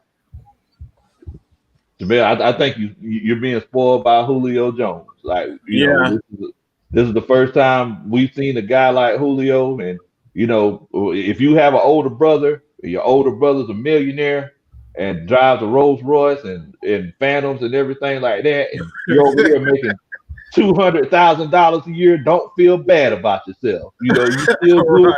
You still doing good for you. We've never seen a receiver like that. We've never in the history of the game saw an animal like this. Dude can.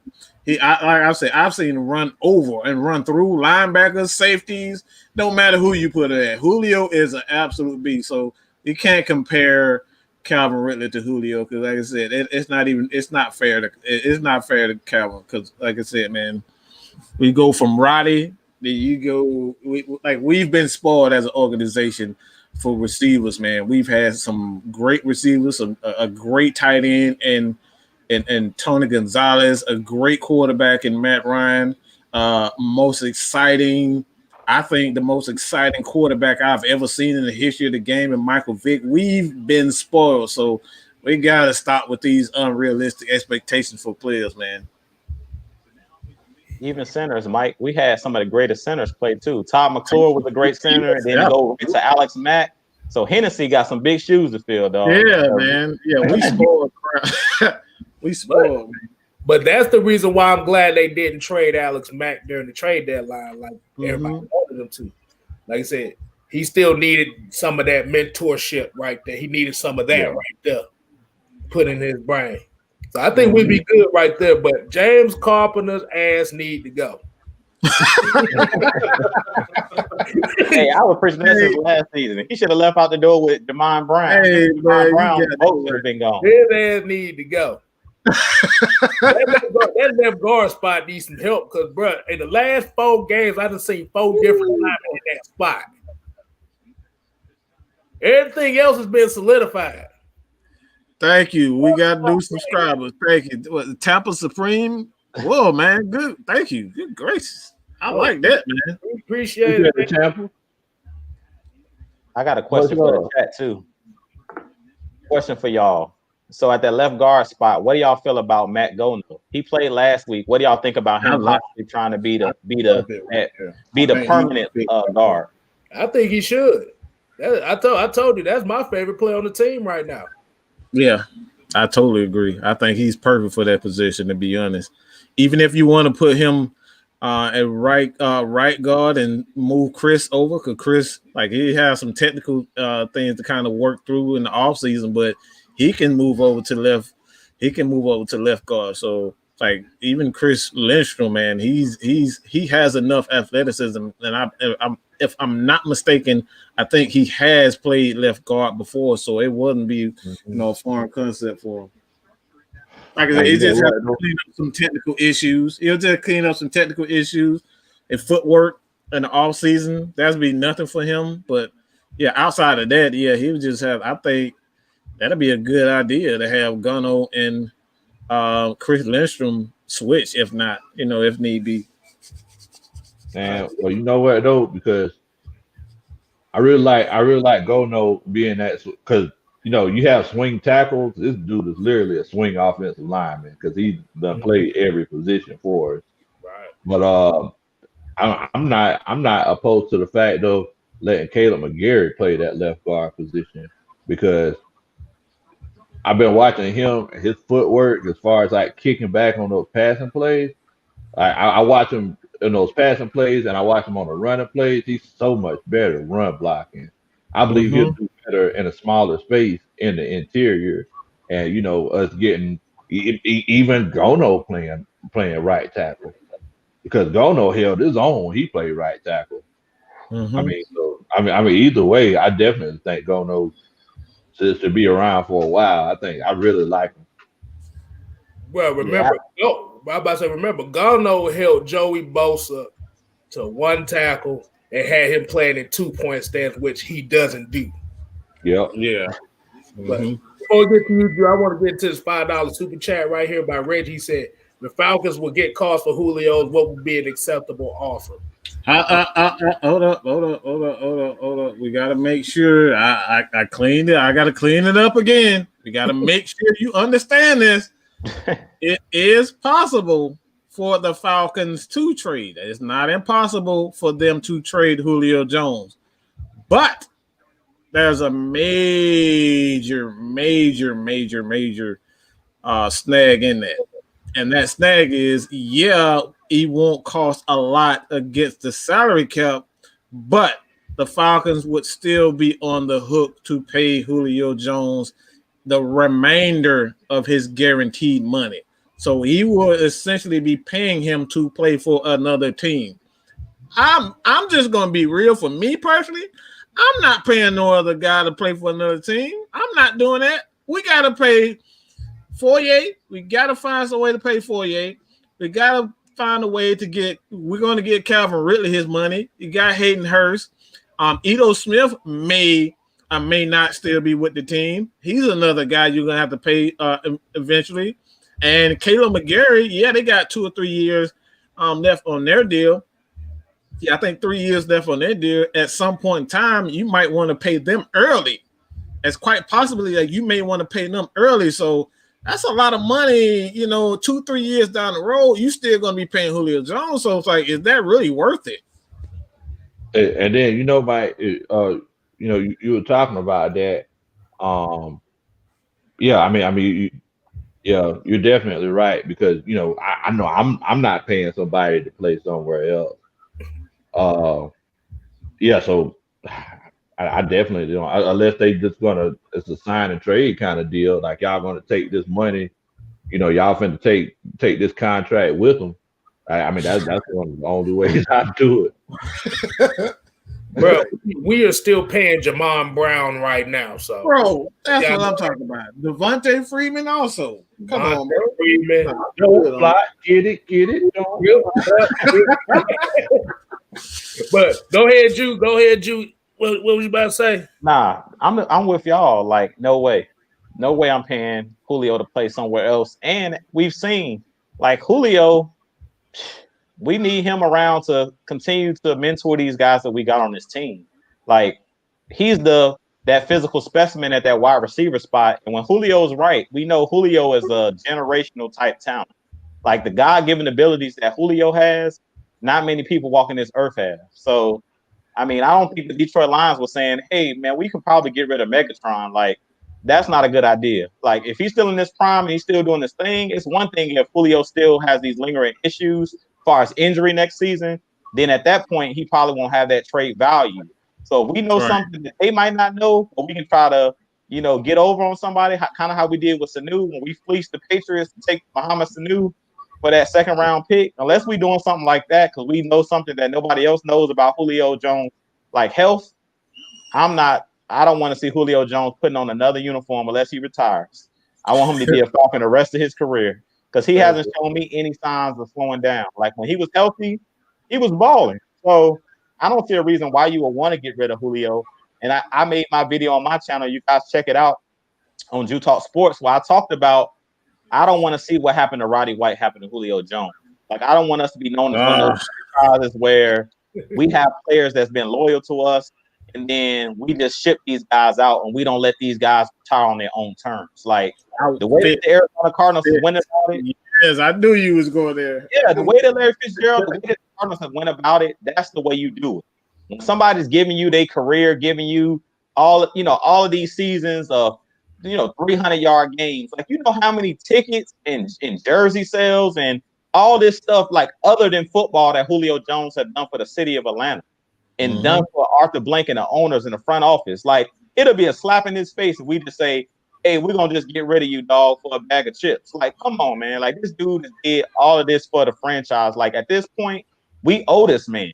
Like he's got us to a Super Bowl. As much as y'all might say we lost it, look, he got us there. All of them season ticket holders, there's some people that literally go to the game just for Julio. Yeah, just to see him. He's box office. He's that type of player. He's like your LeBron. He's like your James Harden, where players get so starstruck when they see Julio, they come to the game just to see that guy. Even when we losing, the only reason they come into the game is we got people coming to Falcons game to see Michael Vick, and he ain't played in 13 years. That's it. So I don't want to see what happened to Roddy White, how he got ran out of town. He got done dirty. So Julio, we owe this man. At this point, what Arthur Blank and this front office should be focusing in on is who is the right GM, the right head coach that can help get Matt Ryan and Julio a ring before they retire. That should be their number one priority at this point. Because for all these guys have done for this organization, not getting in trouble off the field, like Julio Jones don't do nothing off the field. Go fish, and you don't hear nothing, no foolishness. Go to damn mid-time bowling. That's it. That man sit in the corner at mid-time bowling and mind his damn business. Exactly. So, he didn't even get in the fight with the Migos. He was like, y'all can have that. They gonna call him Joe Budden. Yeah.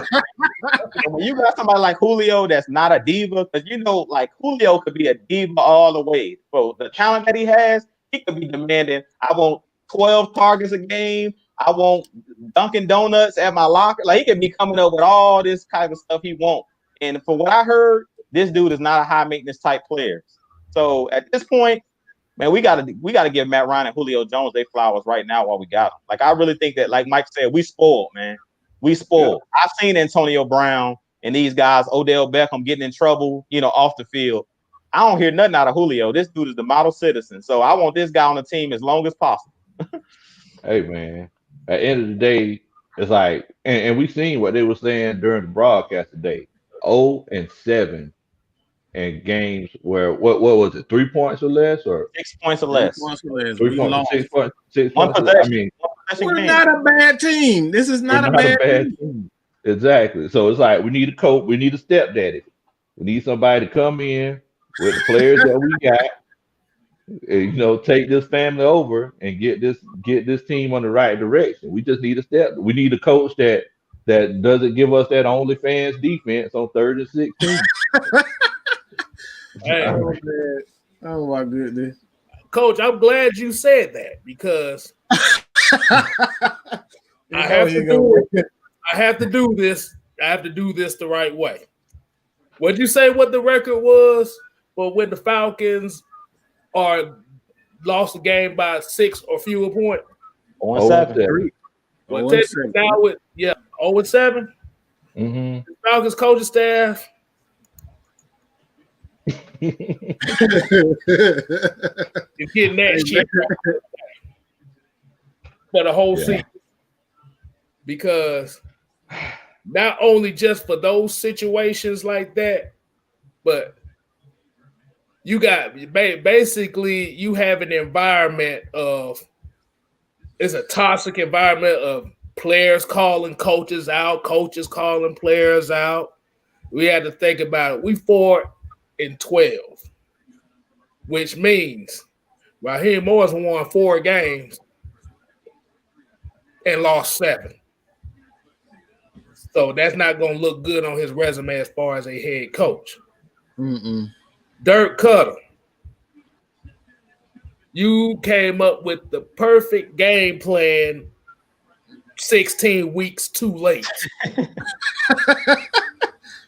Right. These running backs had more catches out the backfield this game than they had combined the last 4-5 games. Right, man. Somebody get Gary Kubiak on the phone. Hey, man, somebody. Hey, for real. Bro, they could get Coach Bo U or whoever. Kubiak would be I think he would be the absolute perfect person for this job, man. I really believe that. I think he wants to be in Atlanta, whether his son. So there's always that the transition period with it is, I think it'll definitely be a lot. It won't be as long because they've all, like Kyle Shanahan already came in, put the kind of foundation to it. So it's like it won't be a learning curve with it. They already know. They just have to figure out like what, Gary Kubiak or his son, they like to run. It's the exact same system, just different wrinkles. Kyle Shanahan likes to use a lot of bootleg and a lot of motion. Kubiak doesn't use as much. And I think, like I said, I think that'd be it'd really be a perfect match. Yeah, because we seen what Kubiak did with Peyton Manning in the twilight of his career. And Matt Ryan, his arm isn't looking like Peyton Manning's now, but I really think that with a veteran quarterback like Matt Ryan, who's seen pretty much everything, in the NFL, coupled with Kubiak and the offensive weapons that we have, and then all we have to do is just have a capable defense. Playoff team all day, like 0-7, y'all. If we would have won won more than half of those games, we would have been in the playoff race. That's it. That's not a bad team. That's not a bad team. That's an unfortunate team. That's really what that. And Harrison and the buddies talk about what if none of the coaching staff was fired. Oh boy, y'all better tune into Atlanta Falcon Nation next year because we about to be ranting like boy. But we're gonna we're gonna have picket signs and everything up in this motherfucker. They want to hear my prediction for next year. We come back with this same coaching staff. Hey man, y'all. Hey, do not forget this offseason. We won't do as many live shows. We're actually the shows itself, ATL and Sports Zone. Heavy hitters. They are on break, but we aren't on break. We just won't go live as often. But if you have questions, leave your question on anyone's video so we can make videos, or we can even decide to do a video based on your questions in the off season. So it's like, this is like, we're not stopping. We're on season break. That's it. That's all it is. Exactly. So you guys make sure that you continue to plug those questions, continue to give us the comments under the video so we can get to these comments, because I want to get down to prospects. I want to talk about prospects. I want to talk about the head coaches. We got a lot of content coming for you guys. We're just on season break, so there won't be shows on Monday, Tuesday, but we will continue to give you nothing but the film breakdown. We still might continue the film breakdowns and whatnot, but we're going to continue to give you content. Don't look. Everybody know how it is. They know how I am. I don't stop. We don't stop over here just for the season. No, we keep on grinding, man. Yeah, you already know what time it is, man. Exactly. All season, we still gonna be bringing y'all content. Y'all make sure that y'all check everybody out. Make sure you check your boy Big Low Country out. If y'all try to go and spell it with the Country, you might not find it. It's spelled Kuntry. I'm sorry, y'all. I'm from the country. But yeah, we're definitely still going to be giving you content. Make sure that you do comment, just like Mike was saying, because we love that kind of stuff. That gives us stuff to talk about. You know what they say about people that talk to themselves. We don't want to be talking and answering ourselves at the same time. Exactly. Right. Like I said, it might not just be Falcons content. Like I said, we might have some Hawks content for you. Absolutely. And like I said, we might have some Atlanta United content coming with you. Hey, man. Hey, Jew, man, he's a Cavalier fan, so he might throw some Cal videos up there, man. I got some Cal videos coming for y'all, and some NBA content just in general, because Kstylz, he's taking over. When he was doing his Monday night show, I said, man, Kstylz, he know his basketball too. Hey, I want to get in on this talk, dog. Y'all make sure y'all sub my boy Kstylz, man. He just hit 100. He on this quest for 200. Y'all go ahead and hit that subscribe button, man. Kstylz know his stuff. Hey, NBA, whatever content y'all want, Kstylz got it. I'm about to say, it ain't all just jokes, glasses, and receding hairlines over here. I mean, oh man. But like I said, why you talking about me, Kstylz? He said, "What? You talking about you? My bad. You talking about glasses and receding hairlines? I thought you were talking. I was talking about me. Why you think I got this LeBron headband on right now?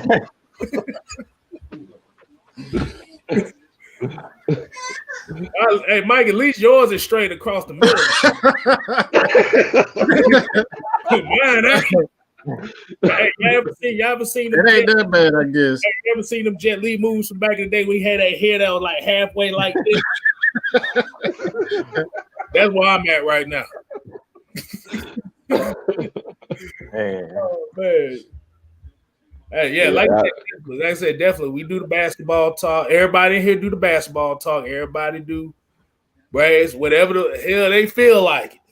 Yeah, man. Just let you know it's gonna be something coming from you. So, what y'all got, fellas? I was just gonna say, y'all know we were talking about the receding hairline. Jew ain't say nothing. Y'all. Hey man, I'm still intact, baby. I'm still intact, baby.